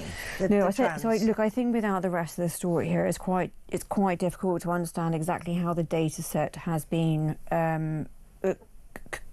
corrupted or otherwise. Because yes, I think it's agreed that very few people define as gender fluid. Yeah, there's without a tiny percentage. I mean, it barely is 1%. It's tiny of people who wouldn't be the same biological sex. Yeah, and their gender will be, if they were born male and they're now female.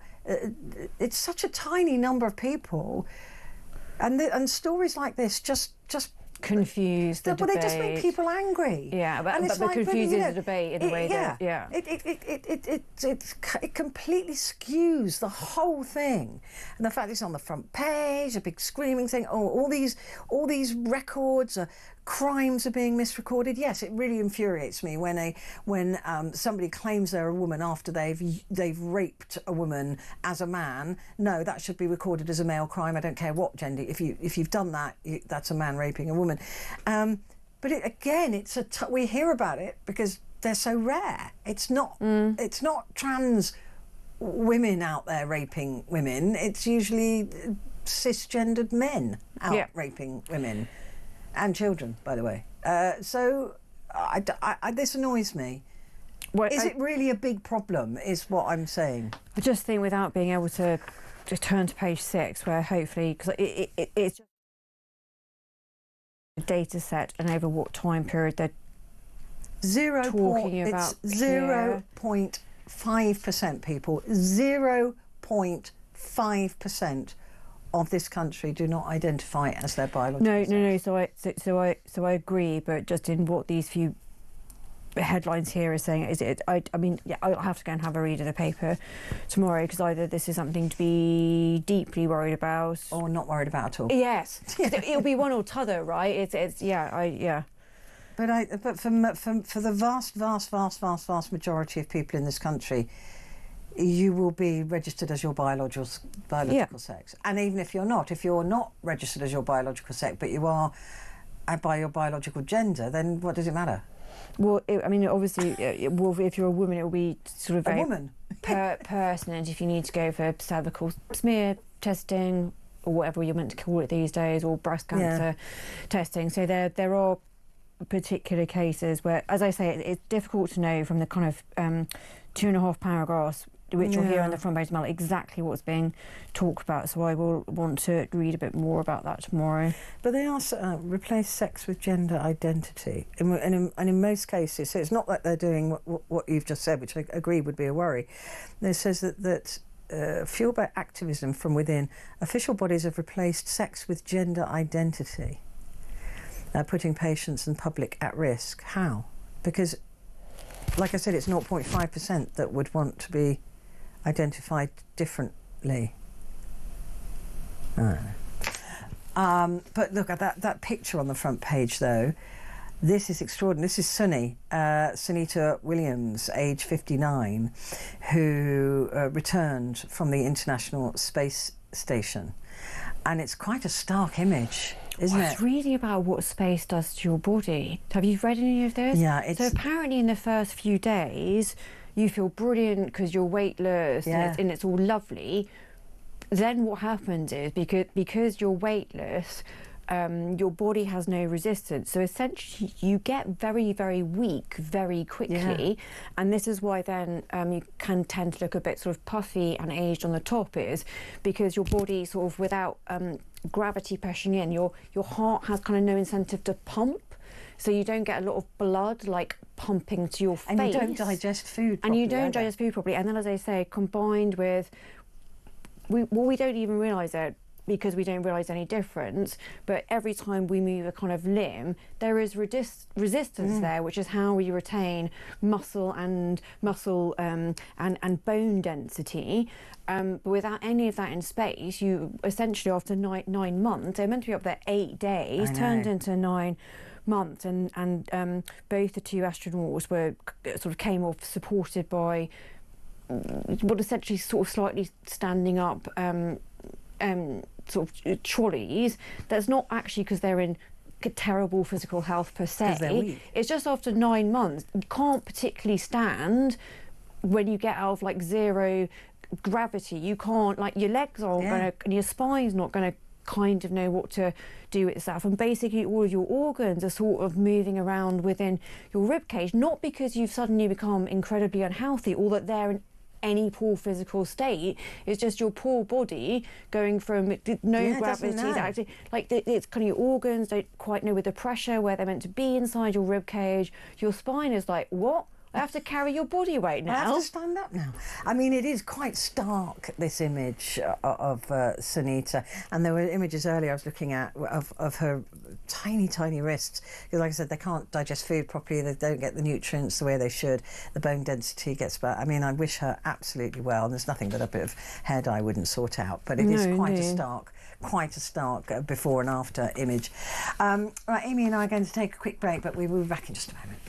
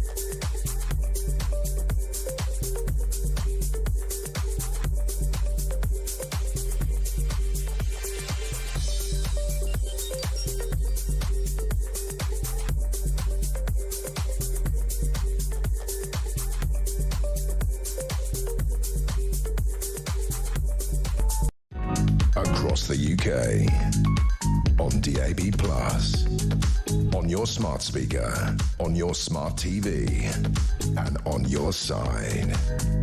This is Talk. Hello there, it is Talk and it's Petrie here with you until the top of the hour. With me is Amy Fisher, former Director of Communications at the Conservative Party.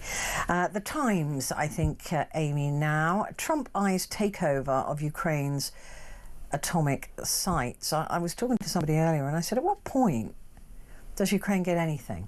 I mean, they are the innocent people here. Trump's talking about taking their minerals. Now he wants to own and take over their nuclear and electricity and all of their power. Putin wants to take 20% of the land and more, actually, to go down and take Odessa as well. And Ukraine is supposed to, because it wants the war to end, say, OK, I agree, because the war's horrible.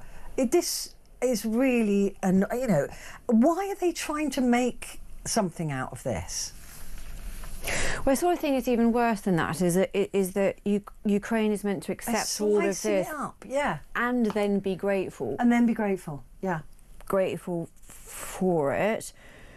I mean, this makes me so mad. It still continues to move around quite quickly, and obviously there are more talks meant to be coming, I think, in Saudi on sort of Saturday and Sunday. But how this is being presented as the White House sort of saying, we've brokered the deal, we'll guarantee this safety, but as long as you give us this, it's like, well, no, you're meant to be the guarantor of the free world, literally, mates. It's the Second World War. You agreed to protect Ukraine. This is what the whole point was, and now you're sort of saying, well, we will.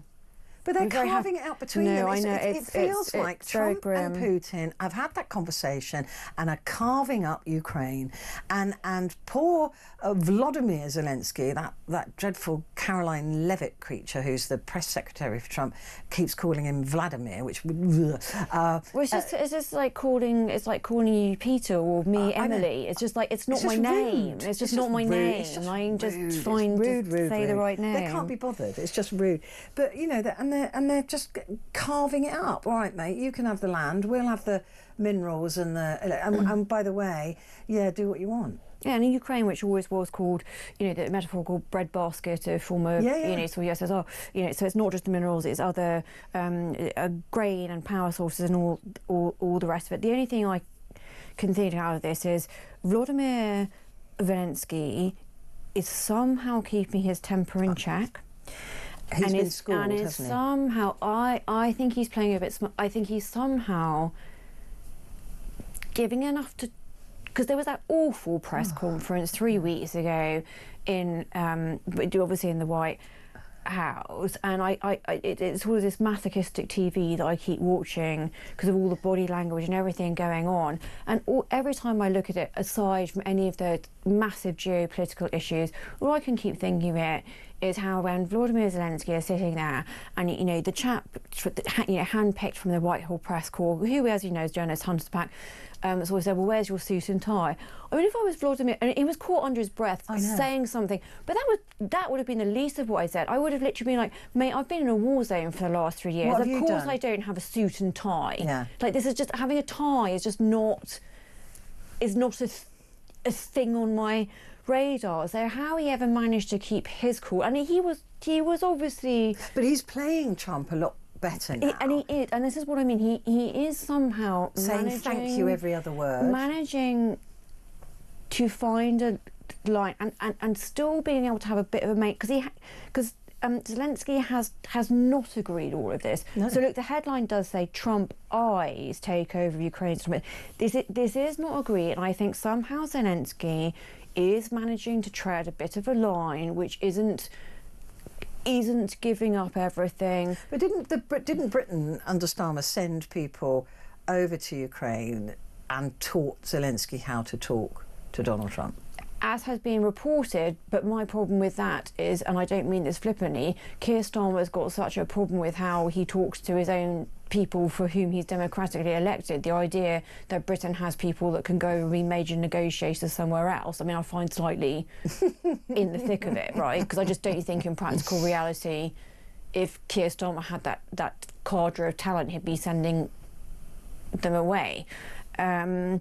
Look, there's still obviously all to play for, and my admiration remains with Vladimir Zelensky, a man who I think has conducted himself with extraordinary courage and ability to motivate his people, and for all of Trump's, oh, where's your suit? You were a middle-ranking comedian. Well, do you know what? Zelensky's actually stood up for Putin for the last 3 years and acquitted himself rather well in a way that I think an awful number of people who admire in the way do not particularly like a convicted felon who happens to be the President of the United States. An adjudicated rapist. I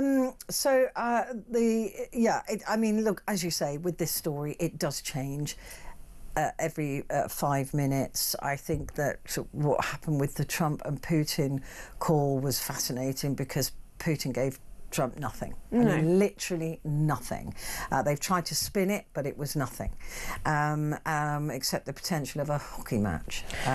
Yeah, but the one bit that came out that was the White House has then been sort of saying, oh, there's been a little bit of an inkling of, oh, Trump's actually getting a bit annoyed with Putin now. Yeah. So there's been a little bit of that. So that's been the slight gear shift of the latest call. Because he didn't get what he wanted. Because he didn't get what he wanted, and so Trump is saying, well, actually, no, look, I'll be annoyed with, Vladimir's got to play his part too. So there's been a little bit of a gear shift there in some of the... I agree with that, but it is interesting how he treats the two men. Zelensky, of course, he bullied. He treats Zelensky like he's a little, 15-year-old boy, and as I say, that's the guy who's been leading his country in a war for the last 3 years. I think Trump feels inadequate next to him. Yes, of course he does. Yeah. Talking of Trump, spare our tech companies or face new tariffs. Our great ally, pal and friend Donald Trump has told us Britain is being pressed by the US to drop an $800 million a year tax affecting Silicon Valley giants as part of an economic deal that will allow it to avoid the worst of Trump's tariffs.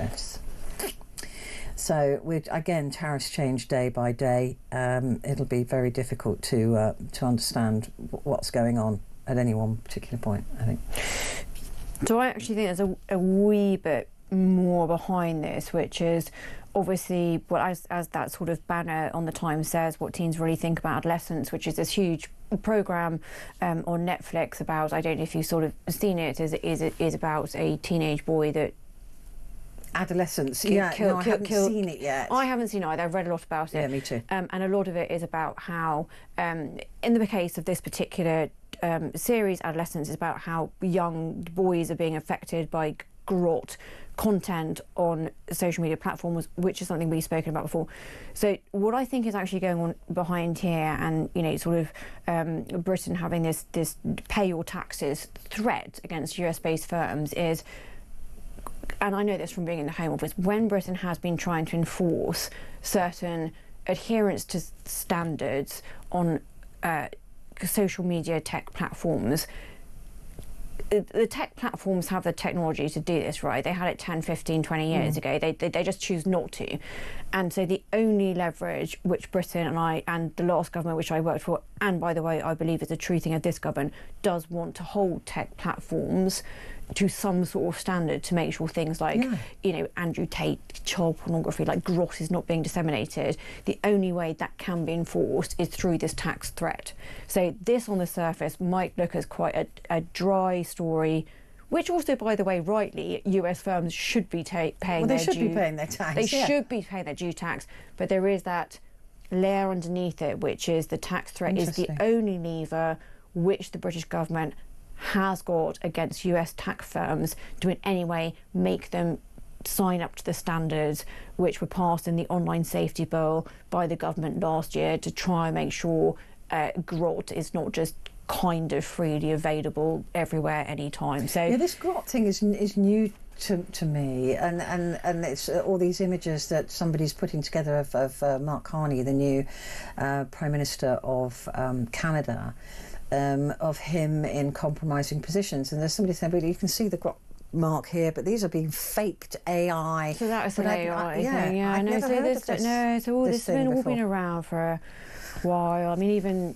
I'm not on any social media. I don't use TikTok, I don't use Instagram. I mean, because I think it's all sort of rather ghastly. But I was even chatting to a friend of my goddaughter, actually. She's in her early 20s. And she was like, no, Amy, this is completely everywhere. And I was like, well, look, I know TikTok's full of, mind-wasting stuff. She's like, no, I was on TikTok looking up this thing, adolescence. I was, reading about, I'm interested in the programme. She was just like suddenly this, sort of stuff about Andrew Tate, who's this grotty influencer guy, I think still under arrest, or certainly got an arrest warrant out he's in somewhere. America now, isn't he? Yeah, and she just said, there's videos going around on TikTok of him with very young, like 14, 15. And I was like, how? TikTok? How? And she was just like, no, I obviously reported it as soon as I saw it, but this stuff is just up there the whole time. And as much as people are reporting it, like, if you use any of these social media platforms, this is what you get. This is what you see. As But it's also the algorithms, isn't it? So if there's a young guy... Because she's looking up the programme, so the algorithm maybe thinks that she's like... Interested in that, not to read the reviews and stuff. And so she's then getting hit with this. And like they say, so this is why these boys get sucked into these vortexes, because if they look up, say they looked up the programme Adolescents, for example, and then they're being sent all this misogyny stuff because it's on their algorithm. I get lots of talking dogs on mine. I wonder why. We've got to take a break, Amy, but we will be back in just a moment.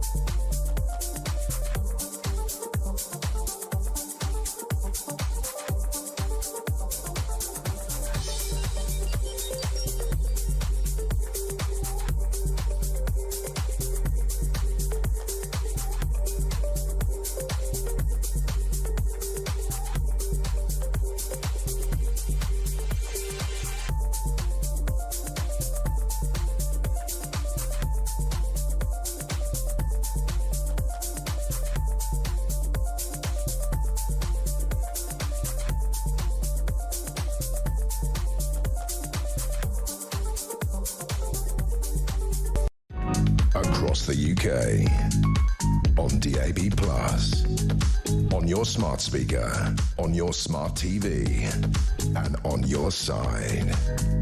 This is Talk.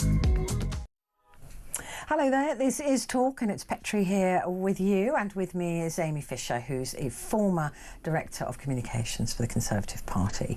And we're looking at Thursday's papers. The Eye, no new tax hikes next week, but future benefit cuts now likely. So, I mean, this has been an absolute fudge, hasn't it? I mean, it's been a complete, as in, you know, cluster. Well, I was this morning because I thought you were going to say pig's ear, but fudge also sort of I mean, I did want to swear, but I can't. But what a mess. Pig's ear. So, route to pig's ears, I think. Spring statement expected next week on the 26th of March, so still a week away. And for the last 3 days, almighty row running in the Labour Party about these proposed changes to the benefit cuts. And sort of what I don't understand, once again, there seems to be a combination of a policy and community challenge of their own making, because I don't think anybody, particularly of any political hue, would disagree that the benefits budget is enormous and needs to be looked at again. Now, I don't think here is the right place for either you or I to be trying to go into different bits of personal independence payments, because the whole system is so terribly complicated. So complicated. But it is vast. I think everyone literally agrees that, both politically and you know, the public. I think everyone agrees that where people work, they should, because that's kind of better for society and actually the individual as well, right? So there are some very straightforward, common things that kind of everyone can agree on. But once again, the Labour Party, the Labour government, have just jumped both feet into this almighty row, which has been rumbling for 3 or 4 days. It's now very unclear. So what they've actually succeeded in doing, the one thing that Rachel Reeves, the Chancellor, is going to be able to provide on the 26th is some clarity. If that's the point of what she wanted to do, then well done. You've made an almighty muddle, you've created an almighty row, maybe because so many people are so unhappy that when you announce whatever it is you think you're going to do next week, maybe some people will be pleasantly surprised. But I don't think that was her plan. I just genuinely think they've jumped in again. And I'm afraid it's another case of the now Labour government, after 9 months now, realising, you know, they did win the general election, you know, they did. But the problem is it is much more difficult to actually govern and make these difficult decisions than it is to be in opposition. And as simple as that sounds, I don't think they quite realised it when they came in. No, I didn't. I think for all of their criticism about, you know, the Conservatives being terrible, that that's all this black hole, I think they were expecting that they sort of opened some Whitehall doors and there'd be some wonderful policy answers and somehow some pots of money that the previous Conservative government had just been hiding.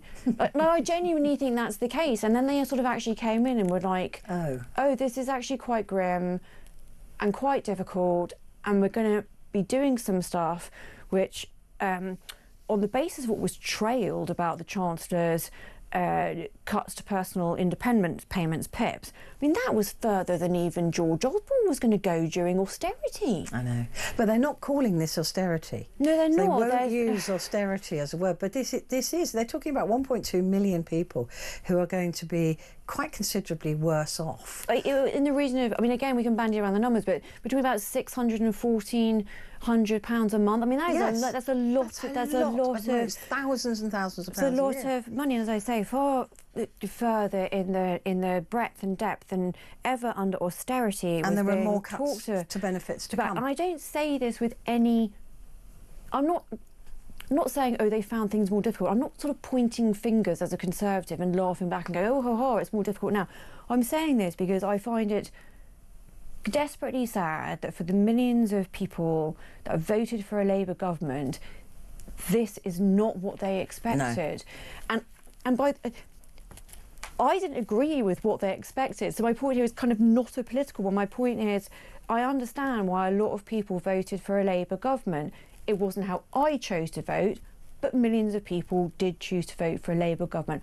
What they have ended up with is so far from what they would have thought of and what even they were promised in, you know, kind of manifestos and policy statements, that if I had voted, and I think this is actually a bit of an apolitical point, if I had voted for a Labour government, I'd be weeping.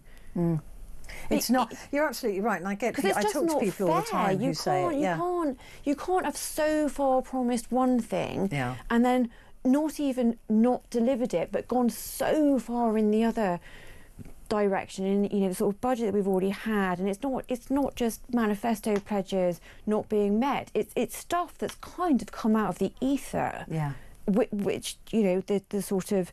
And as I say, I understand why they have to do it, but I'm saying if I'd voted for Labour July last year, I would be feeling very bewildered by where it's all ended up. Yeah, I agree with you, and I think that a lot of people reflect that when they call me. Is very much this isn't a Labour. In fact, I talked about this on Monday, saying that you know, where are we? Who are the Tories? Who are Labour? What's going on? It doesn't seem that anything fits at the moment. Now let's quickly move on to the Telegraph. Criminals free to pick their own gender. I can't.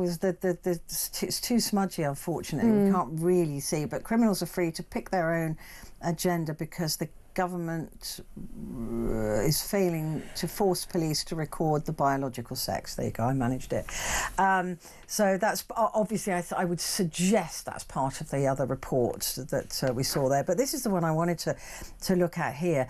Gun laws tightened as teenage killer jailed. Now this was this appalling 19-year-old who I won't even name because he wanted notoriety, so I'm not going to give it to him. Yep. So he killed his brother and sister and his mother and had planned to be the biggest killer of a school in a school shooting sense. He wanted to outdo, was it Sandy Hook or Uvalde or one of them? Sandy Hook was 26 and this chap was aiming for 30. He wanted 30. Yeah. And the interesting thing, and again, if anybody in America is listening, this is what we do in Britain when there's even a potential school shooting, let alone the fact that these happen, all the mass shootings happen daily in the United States. We're tightening the law. So that's interesting. It didn't even happen, and we're tightening the law here. They will be jealous of that, surely. Yeah, no, so this story, I have to admit, when it first came back onto the headlines, but sort of 36 or so hours ago, I genuinely, well, I was sort of halfway to the headlines, I thought, oh, that must be somewhere in America. If we're talking about a kid... Yes. But he wanted shooting to his family do more than and shooting at a school. I genuinely thought it must be American. I was like, oh, being tried in Luton, goodness gracious me. But yes, as a result of that, various checks on when you apply for a shotgun licence, the various checks on whether you have any medical reports will be tightened up, which can only be a good thing because this should never have happened. And I just want to say it was actually police who saw this young man after he shot his family. They saw him in the nearby vicinity. They saw this young man acting still, apparently. Acting strange. If you watch acting strangely, and so they're just these two guys, two policemen went up to him on the way home, and took him into custody, and that prevented what could have been. And the police have also suggested, and the judge suggested as well, that actually that the mother somehow as well kicked up an almighty stink, and he ended up leaving early and therefore couldn't get to the school or something like that. I mean, but the fact that we are, tightening up just because it might have happened is absolutely amazing, because of course after Dunblane handguns were completely banned in this country. Just very, very, very quickly, because we've only got about 40 seconds, but the Daily Star dug through, it's the last paper, dancing dolphins show as astronauts splash down, and this is when the Sunny Williams and Butch Wilmore were greeted by a pod of dolphins. Well, you didn't read the headline, which is "What a flipping fab welcome home." So I think that's a nice place to end. It's a lovely, and only the Star would come with that. And the thought for the day is: did they land there on purpose? Oh, I mean, we can't. There's no. I mean, that's just a genius. I love it. I love it. I love it. Amy, thank you very much nice indeed. To see you again. Amy Fisher, it's fantastic to have you in, former Director of Communications at the Conservative Party. So thank you very much indeed. Right, coming up, it is you and me, and we are talking about the violence that is happening at the moment in this country against women and girls. 2 million women are estimated to be victims of violence perpetrated by men each year. It's not all men, but 2 million a year. And this now has amounted to a national emergency. Why is this happening?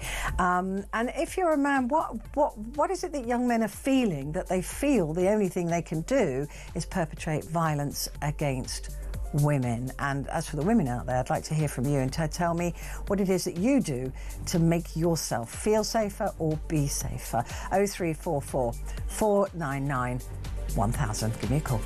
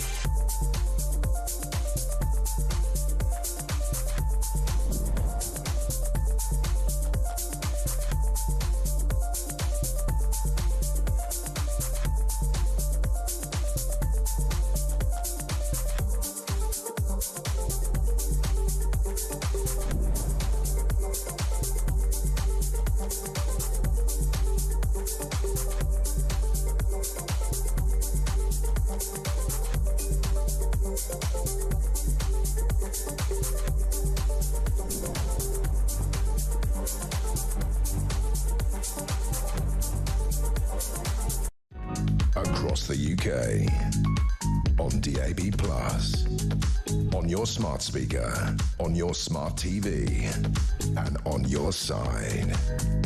This is Talk.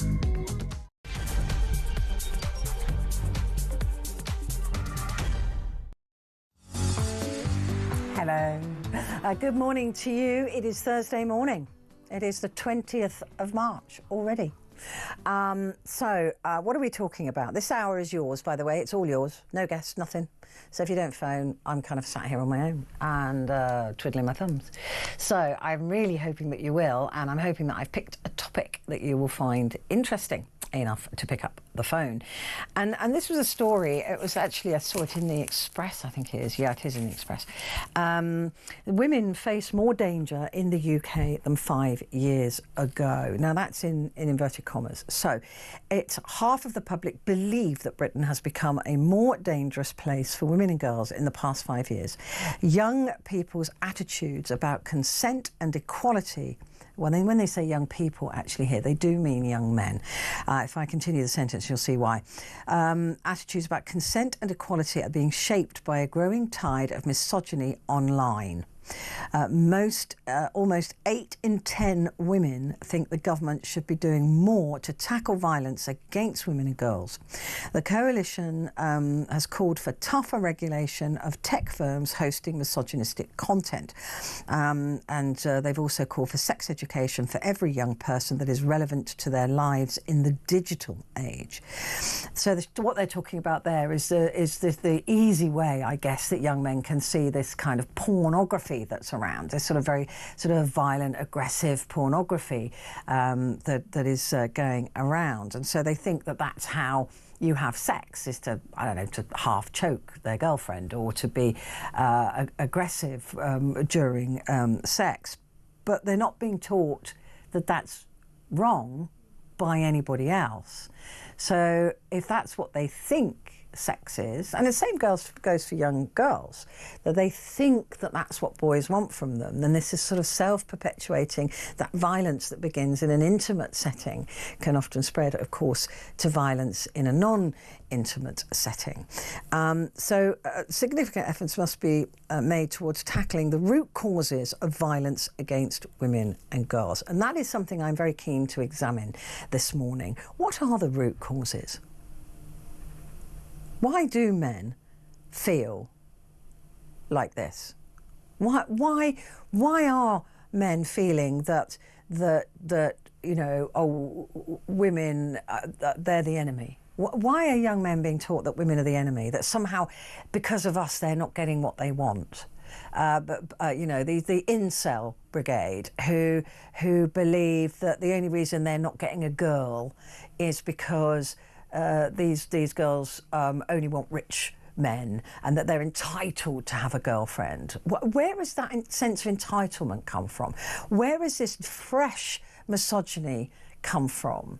Because I'm not sure I recognise it from my youth. I think the women, the generation before me, had done a blooming good job. Maybe it's our generation that have failed. I don't know. What is going on that young men or men believe that women have to be somehow controlled, or that they're only allowed out in society with male consent? What is that? What are men being taught? Where are they being taught it? And I'm talking about young men. And look, I know that it's not all men. It isn't all men. We know that.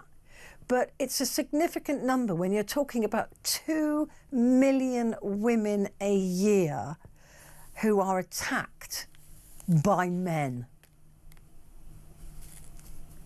2 million a year. So no, we know it's not all men. I know most men are brilliant human beings. I like men so much I made one.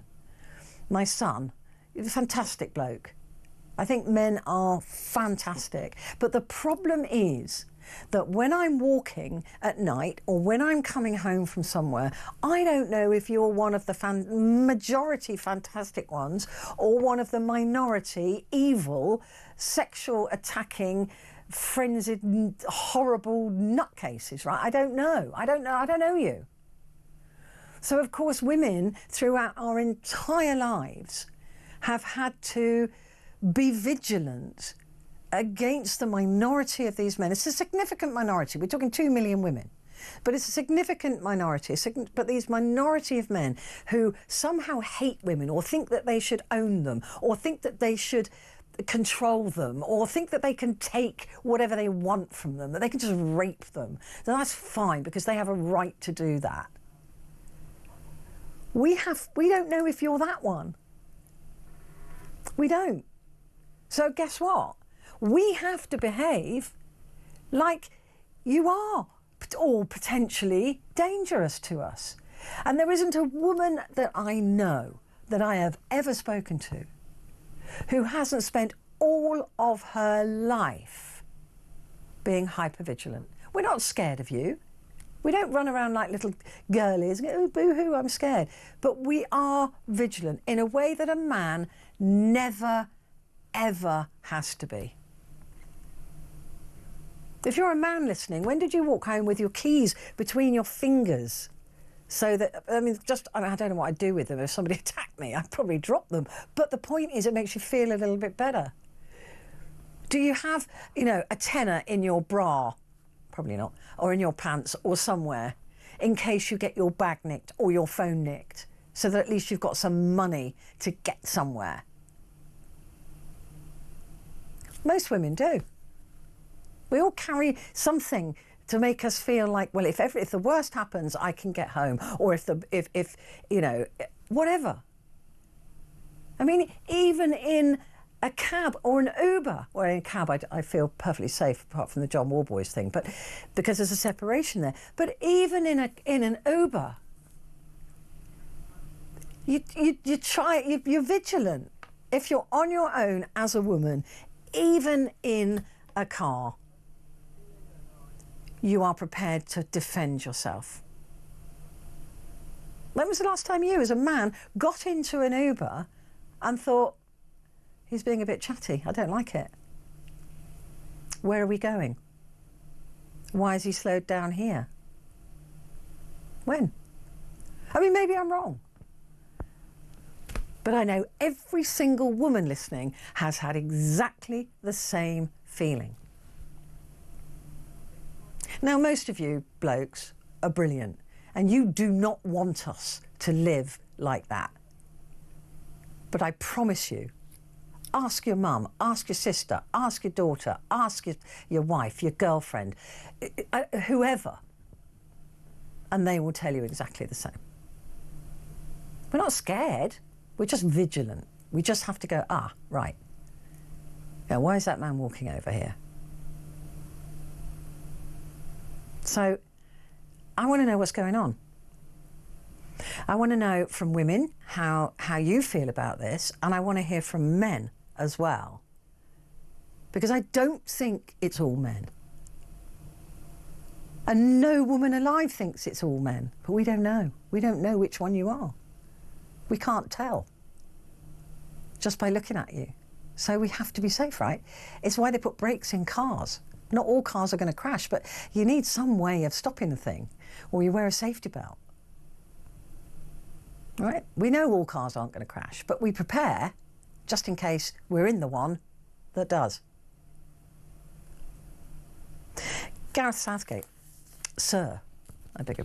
Gareth Southgate, has been talking about this. And he says that boys need a role model, not gaming and porn. And he was talking about this in a wide-ranging talk for the BBC's annual Richard Dimbleby Lectures.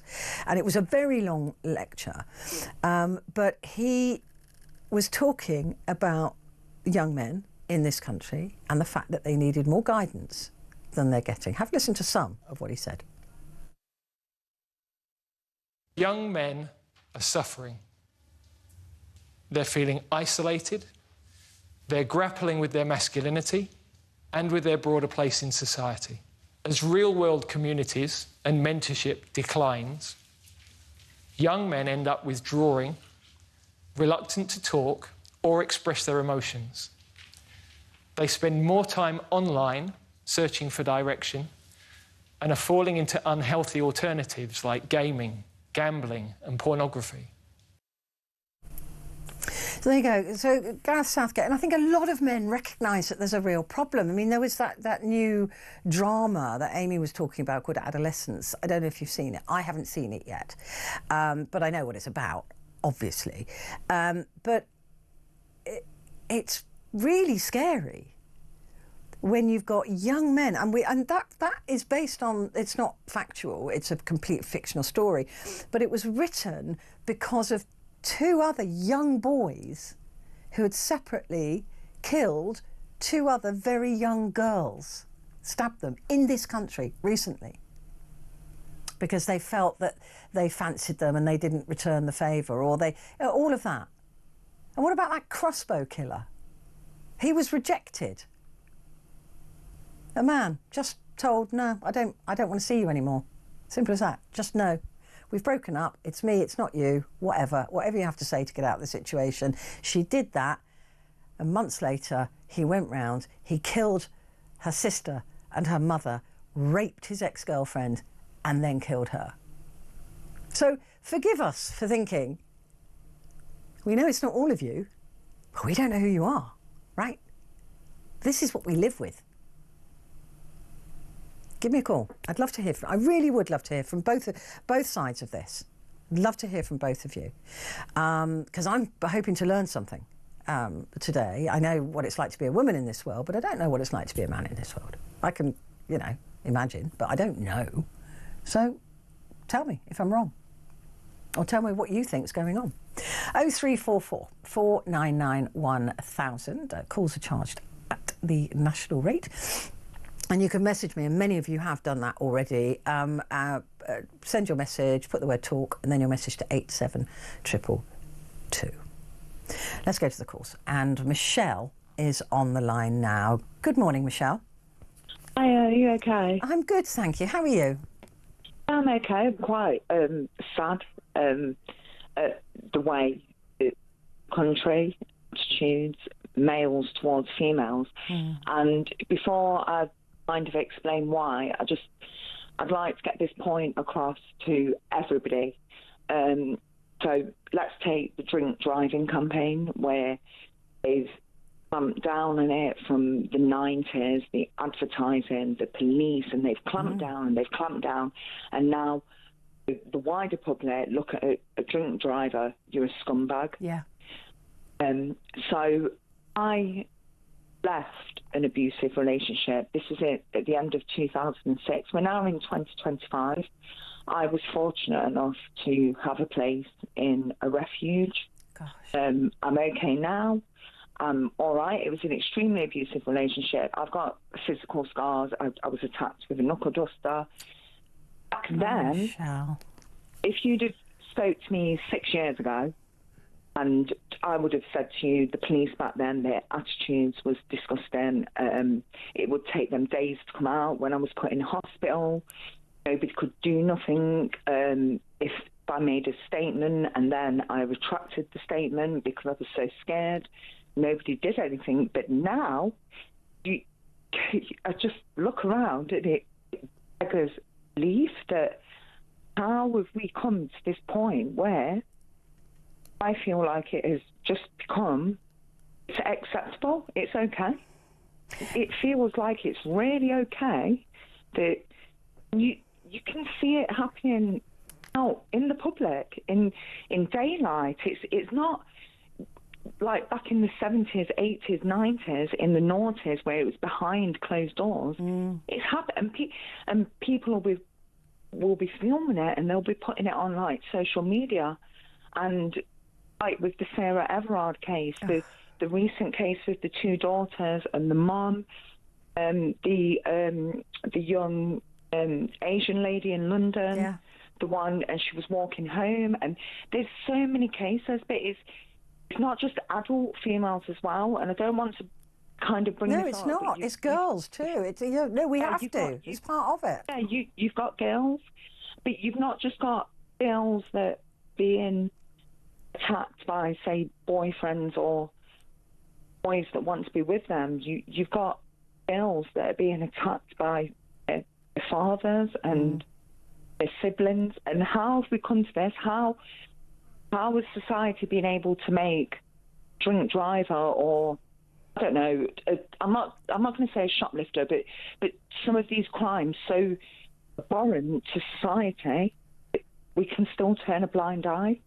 Okay, I think you make such a good point, Michelle. I mean, you're absolutely right. There does seem to be an acceptance of a certain level of violence towards women and girls. Why? I mean, look, I don't think when I was younger it was as bad as it is now. I don't. No, it wasn't. I think I don't know how old you are, Michelle, but I suspect I'm 48. It's actually my birthday. I've just turned 48. Is it? Happy birthday! Thank you. Oh, I love the fact you're spending it with me. That is the sweetest thing. I'm so glad. Happy birthday! What have you done today? Anything nice? Apart from take the kids to school and do the cooking and the cleaning and sort the dogs out and everything else, and I'm actually the guy that I'm with now. I've been with him since 2008, and we can have an argument. He's never raised a hand at me. He would never say a that's a real man, comment to right? Me. Yeah. He is like, he kind of showed me what love really is. Oh, bless him. But we are in a different society now. You've got I've watched Adolescents. I watched it when it's Is it good? Viewed. It is. It actually is. And I got really confused when one of the young male actors, and he was saying to his dad, who is Ashley Walters, 80% of females are attracted to 20% of males. And I was like, oh, that's an incel line. Yeah. Yeah, and then they was on about, like, colours and emojis and these different things. Like, I'm a bit out of touch with it. But I was just like, what the hell? This is what boys are seeing. They're being told that women are the enemy. They're being told that 80% of women are attracted to 20% of men, the successful men. They want a man with money. They want a man to look at it. It's all rubbish. And if you go onto any sort of form of social media, and I do, so that I'm up to I don't always enjoy it. I'm not. But I do have to do it because it's part of my job. Yeah. And you see it, and you see these young men saying things like, well, if you don't want to be raped, why are you dressing like a slut? And you're going, well, it's nothing to do, and then there's these exhibitions that show what women and girls, little girls, were wearing when they were sexually assaulted, when they were raped. And they're in their scrubs from a hospital, they're in an army uniform from work, they're in, it doesn't matter. It's irrelevant. It is the person that attacks the girl. It is not the girl. And I don't know how to express that more clearly than that. But then we go back to, say, like, cases where you could take the film Accused, Jodie Foster, where, well, it's because of what she was wearing. She was flaunting herself. She'd had too much to drink, and I would genuinely, if I went back 15 years, I would say no. People's attitudes have changed. It doesn't matter if the female is wearing a short skirt, she's got heels on, and she's drunk. Well, then she's vulnerable. Surely what you do is you look after her. You don't rape her, right? No. The attitude is completely, and the thought process, completely kind of, it's just gone on the opposite. I've got a daughter. I was 14. Just going to ask you about what gender your kids are. Right, so you've got one daughter. I've got 4 children. I've got 3 sons. My daughter's the second youngest. She's 14, and my daughter, had a bit of a spat with the school when she's been late because I take her to school, and I had one teacher say to me, what about, and we live in Birmingham as well, what about public transport? It doesn't matter what city you live in, but there is a lot of stuff going off in Birmingham. And I just said to the school, for as long as I can drive and I can still kind of see and navigate the traffic, even if she's 30, 32, she's not, I'm going to pick her up. And I'm going to go back to the case, Petrie, for you. I'm from Nottingham originally, and there was a young student in Nottingham city centre, and she had gone to get on the night bus, and she was 20 pence short of her bus fare, and the bus driver would not let her on the bus. Do you know, this became a national story, didn't it? Yeah, it did. And she made her way up Mansfield Road. She's rang her mum. Yeah. Her mum had drove. So Mansfield Road's a really long road. So her mum had started to make her way from it's like the Arnold end of Mansfield Road. And she'd parked up. She's ringing her daughter, no answer. Unbeknown to her mum, across the road, her daughter was being savagely raped and beaten, left with a brain injury. And this was all because bus driver said, no, you're not getting on the bus. They've changed the rules now, haven't they? They've got to let you on the bus. They've got to let you on now. But that shouldn't have happened, whether male or female, whether under the age of 16 or whether you're 85, it shouldn't happen. That kindness, that compassion. But where has that gone, Michelle? Where has that empathy, that compassion for people gone? And I think Sarah Everard, the case of Sarah Everard, I remember when that, and I couldn't catch my breath because I said to my partner, do you imagine when she was in that car and she realised she wasn't going to a police station? Terror, fear, nobody has the right, whether male, female, nobody has the right to put somebody through that. Yeah. Nobody, whether you're in authority or not, you don't have the right. And for as long as I've got a breath in my body, I'll protect my sons, but my daughter... What do you tell your sons? What do you tell them? Oh, I tell them, I suppose, like the old-fashioned thing from, I'm born in the 70s, like, you respect a woman. If a woman was to, I don't know, if you're in an argument and she raises your hand to you or she's pushing you, you turn away, you walk away, you show them respect, you open the door, you do that kind of, like courting. They call it courting, don't they? That's what mum and dad would have called it. You show them that respect because not a woman is precious, but everybody is precious. But do you know they're not getting information from these incel sites and these misogynists? My two elder sons are adults. They're in relationships, but my youngest son, he turns 13 soon. Get your older boys to have a chat with him. I will do, but my point is this. I am shocked that at the end of 2006, I went into a refuge. I managed to, I don't want to call it escape, but I got away. I Good for you. Took the help and I made a different choice. And we are now, let's say, 20 years later, 19 years later, and it is literally digressed. And if we as a society, if you can look down, if you can stand in a pub out in the car park at 11:30 and you see somebody that's staggering, getting in their car to drive it, and you can pick up the phone to phone the police, to get the police to come to that person, and I understand why you're doing it, then you see somebody being physically violent, misogynistic, abusive towards a female, but if you're seeing this within young people, not just boys to girls, but boys to boys, girls to girls, why can't you pick up the phone and ring the police then? Why can't you do that then? What is the difference?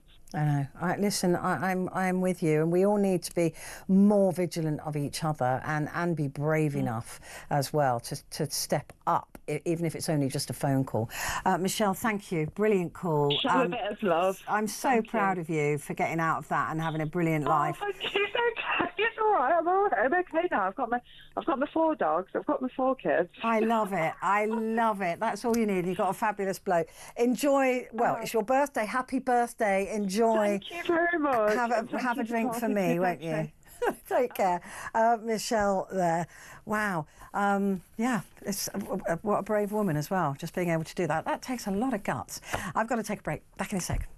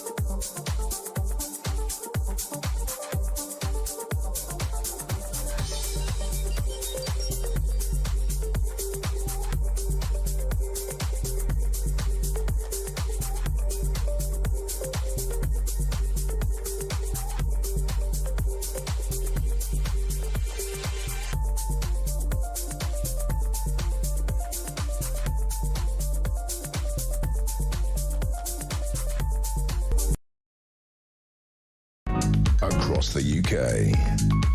On DAB+, on your smart speaker, on your smart TV, and on your side. This is... Hello, good morning.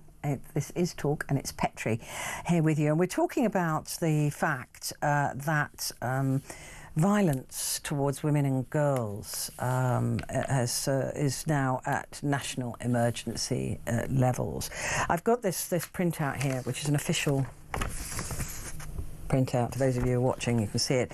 Estimated number of female victims aged 16 plus. So this doesn't take into account the children and the younger girls that are also sexually abused.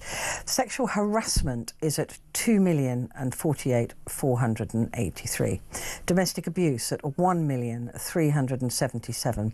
Stalking, non-domestic abuse, 851,000. Sexual assault, non-domestic abuse, 686 and a half, basically. I mean, these figures are just absolutely shocking. Cases of sexual assault and domestic violence go widely unreported. Estimated incidents versus recorded crimes in England and Wales. These are the estimated. So, I mean, the numbers are staggering. 2 million of domestic abuse against the reported, recorded by police, 889,000. And sexual assault is over 1 million, 1,076,000. And the numbers that are reported, 195,000. So they go unreported because women know they won't get any support or any help if they do that, or they're going to have to go to court in 5 years' time and they're going to be called sluts, or they're going to be told that they weren't wearing the appropriate clothing, or that they shouldn't have been drunk, or they shouldn't have been walking down an alley, when actually that is victim blaming, and women should be able to do all of those things and not be raped. Call me old-fashioned. The problem here is the men that are doing it, not the women. Gary, I love this message. I do think Britain is more dangerous for women in many ways. Fathers and men in general have to educate young boys and be the role models instead of leaving it to online idiots like Tate. And men in general have to call out misogynistic behaviour to other men when they see or hear it. It is not okay. Men are the biggest risk to women, and we should all do our utmost to eradicate it. And that's from Gary in Glasgow. Gary, I could not have put that better myself, and the fact that that's come from you is just warms my little heart. So thank you very much indeed for that. I got loads of other messages, but I will get to those in a moment. I'm going to speak to Andy, who's in Salisbury. Andy, what do you make of these numbers? Hello, Petrie. Hello. How are you? I'm all right. How are you? I'm very happy, thanks. Good. I'm very glad to hear that. Yeah, I'm not surprised. I'm a bit angry because they're blaming social media, and I think it's a lot more deeper than that. I just think it's politics and religion are far more destructive and harmful to women than social media will be. Plus, the media. I completely agree with you. I hate the fact that the way women are treated in all religions. Actually, it's just been they've got like a get out of jail free card, really, and I think it's time that we tackled it. And it's not. Islam is the hot potato at the moment, but it's not just Islam. That. Look at fundamentalist Christians. Yeah, definitely. I've got like half of the cabinet in America. Yeah. Yeah. It's where was Handmaid's Tale? Oh my God! Yeah, Gilead. Yeah. That's what's happening now. Yeah. Project 2025. Yeah, it is organised religions have never, it's always been written by and set up for men. Always. Yeah. And so women have always been, in the Bible, you can sell women, you can buy women, a donkey is worth more than a woman, all of these things, it has always been that women have been in religions have been treated like second-class citizens or third-class citizens. So organised religion is for me the first form of misogyny, of written misogyny. Definitely. Well, I mean, it's just basically accepted, really, and women aren't as equals. I think they're just basically there to serve and serve obey. men. Yeah, to serve men, and don't educate them, for God's sake, because then they might actually turn out to be good at something. So you don't educate them, and you don't give them any powers of freedom. I mean, look at the disgrace that is Afghanistan at the moment. I mean, those poor women. They are nothing. They're not even allowed to speak out loud on the streets. They're not allowed to talk to each other. They're not allowed to communicate. It's disgusting. They're not even treated as basic human beings. And that's in the name of religion. Yeah, absolutely. Yeah, absolutely, Yeah. it is. Well, it's in the name of an extreme version. I mean, this is the thing: is that if you take religions and you trim out all of the extreme stuff that's in them, and you just follow the morals of it, if you like, the 10 Commandments or whatever. But all religions have these extreme levels where people go either culturally or blame the Bible for. And it's all there, and that has been since the beginning of time. Yeah. It's disgusting. It is. Andy, I love that comment. I think that was really worth making, so thank you. I really appreciate that, because it's got me thinking as well. And I love it when I get to chew up the old grey matter. Thank you, Andy. Great to talk to you. Before we go to a break, it's time to find out how you could be in with a chance of winning tickets that you can't buy, you can't get them. So these are Oasis tickets at Wembley this summer. Here's Mike Graham. How'd you fancy winning tickets to the hottest gig of the century? Here at Talk, we're giving you the chance to bag yourself a pair of tickets to Oasis at Wembley this summer. Plus, we're giving away a whopping 10 grand and putting you up for the weekend in a London hotel. All you need to do is text the word prize to 83338 and you're in the draw. Alternatively, you can enter by post. Once again, all you need to do is text the word prize to 83338 or you can enter by post. Good luck! 18 plus UK excluding Northern Ireland. Enter by text for £2 plus one standard network charge by 11 p.m. on the 7th of April 2025. Or post your name and number to Oasis Competition, PO Box 3190. Colchester CO2 8GP to arrive by 5 p.m. on the 10th of April 2025. Full terms and conditions at talksport.com. This is a News Broadcasting Network promotion. Can't buy them, so you might as well try and win them, eh? You don't want to miss out on that. And that 10 grand and a weekend. Fantastic. Listen, I've got to take a quick break, but I will be back in just a moment.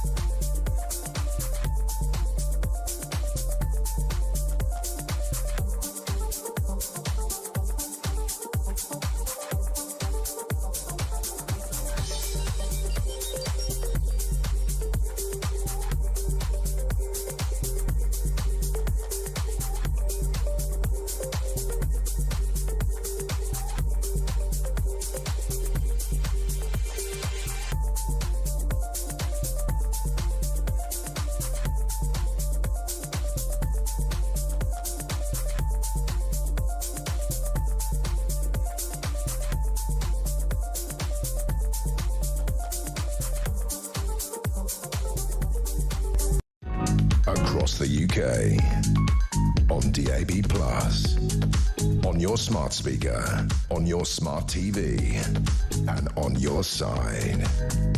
This is Talk. Hi there, good morning to you. It's Petrie here with you until the top of the hour. And we're talking about the number of women who fall victim of violence perpetrated by men each year. So this is specifically that number. It's 2 million women are estimated to be victims of violence perpetrated by men. That is 2 million. These crimes include stalking, harassment, sexual assault, domestic violence, affecting 1 in 12 women in England and Wales. This is just England and Wales. This doesn't even count Scotland in these numbers. And the number of recorded offences growing by 37% in the last 5 years, and the perpetrators are getting younger.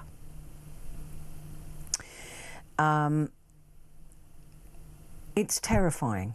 Police chiefs are warning that young men are being radicalised online by influencers such as Andrew Tate, and they demand technology companies act more quickly to take down extreme material. But, as Andrew just said, from Salisbury, and he's right, there's a lot of religions that also teach misogyny. Women aren't as good as men. And look at the Catholic faith, for example. No female priests. They're not quite as good. So they're not vessels of God or whatever. It's the ultimate misogyny. You look at the fundamentalist Christians who believe fully that women are nothing.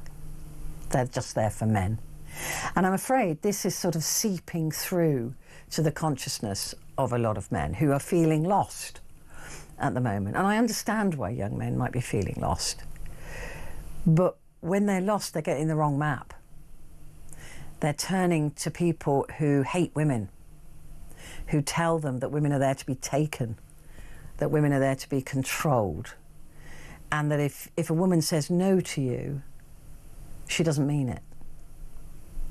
And I have been approached, in my youth, not anymore, I've been approached by men who, you know, say, can I buy you a drink? And I go, no, thank you. It's all right, thank you, I'm waiting for friends. No, come on, just have a drink with me. No, thank you, it's very kind of you, but no.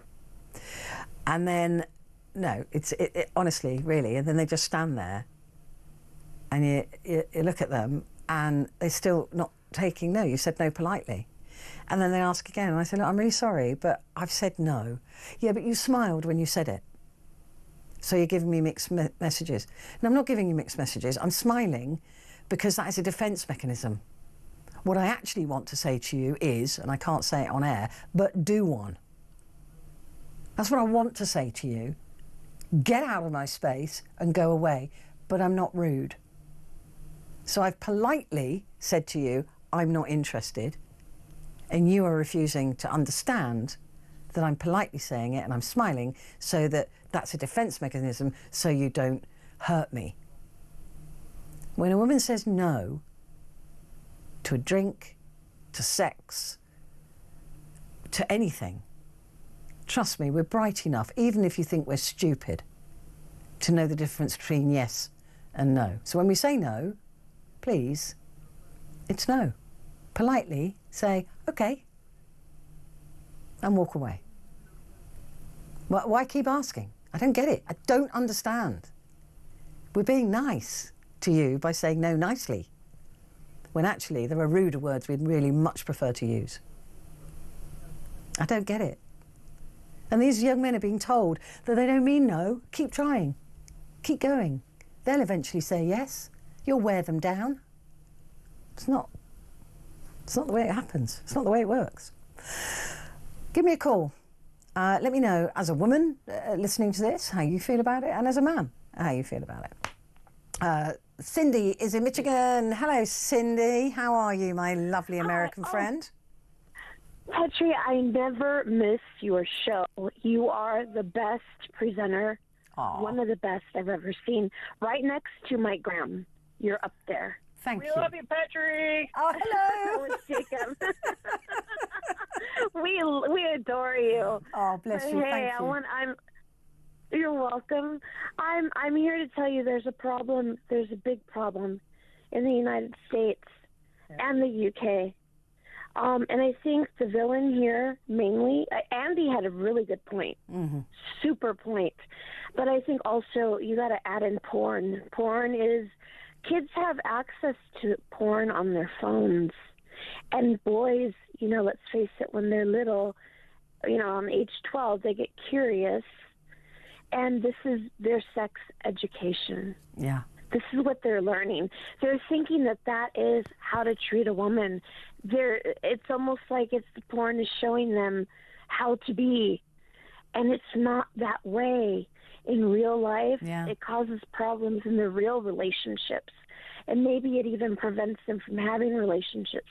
And then treating women like in the movies, in the porn. Just objects. And a lot of violence. It's violence. Yeah. Yeah. It is violent. It's choking. It's slapping. It's things that are not reality. I mean, it could be reality for a certain specific, you know. Yeah, between consenting adults, you can do what you like. I don't care. That if you want to be choked or slapped, that is your preference. Crack on with it.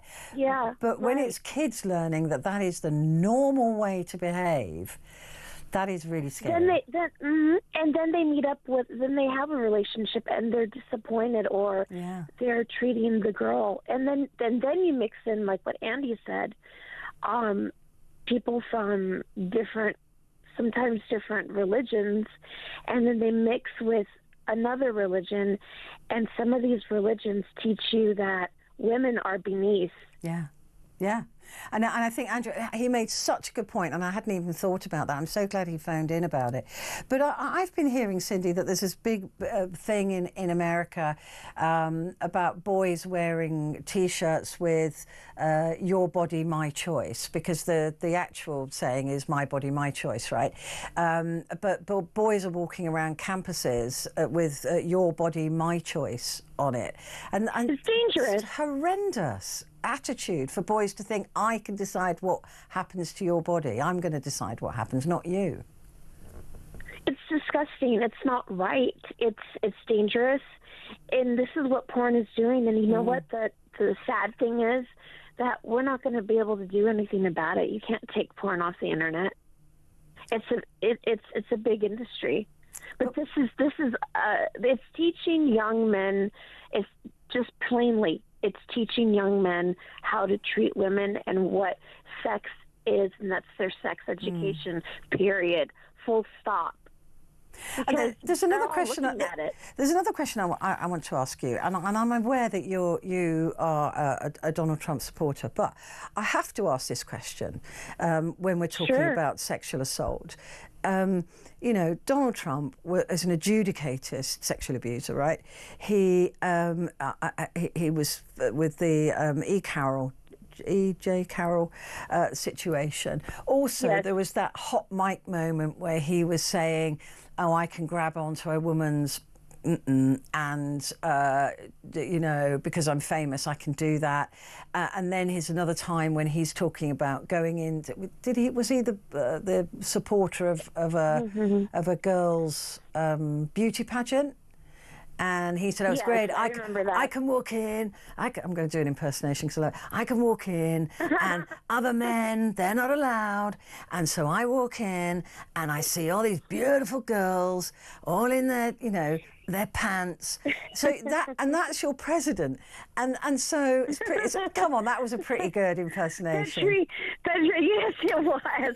Petrie, you know, you're so good. You pinned me against the wall on this one. But let me say, oh God, I don't want to see your face when I say this.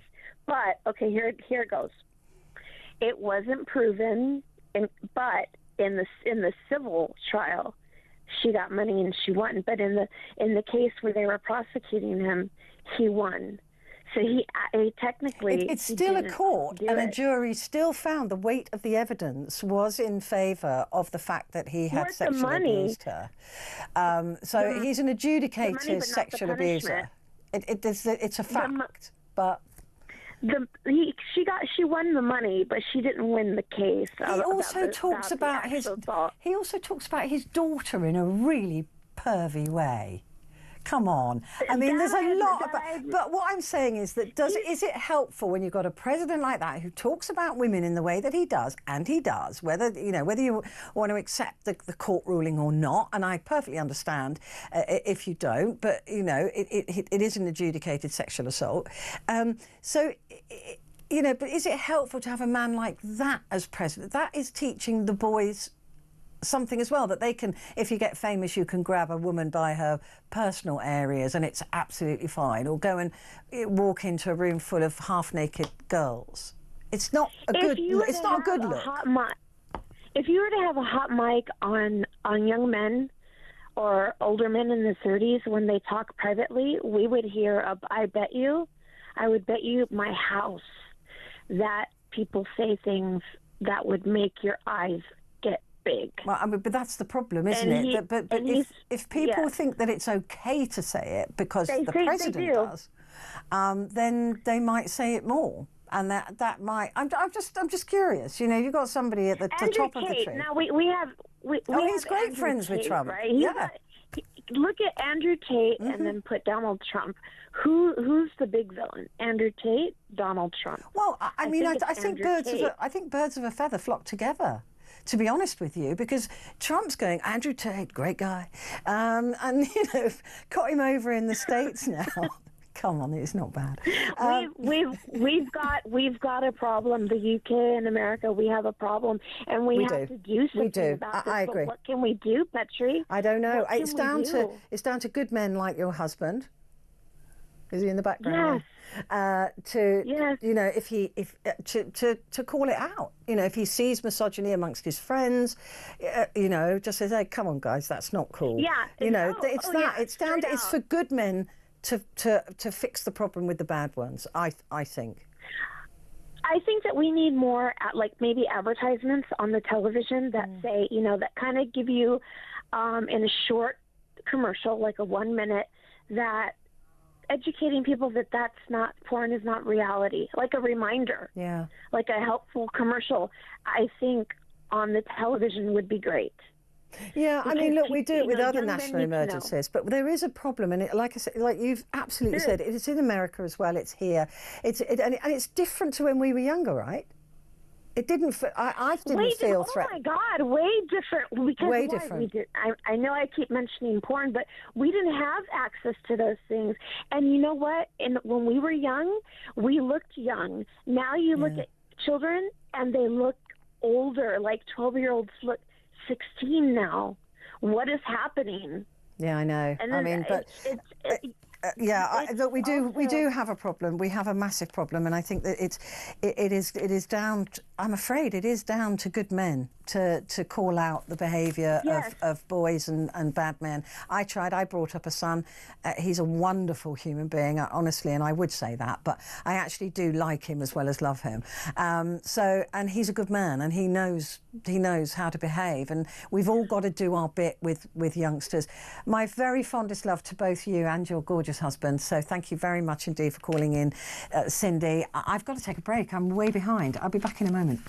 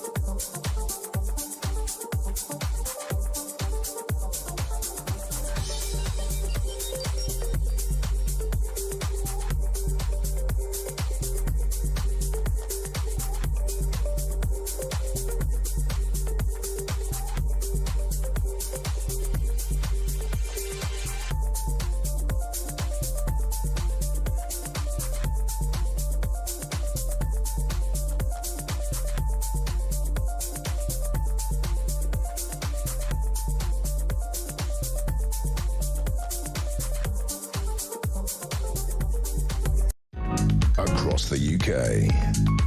On DAB+, on your smart speaker, on your smart TV, and on your side. This is Talk. Hi, good morning. It's great to have your company. Thank you very much indeed. Some fantastic texts here from some brilliant men.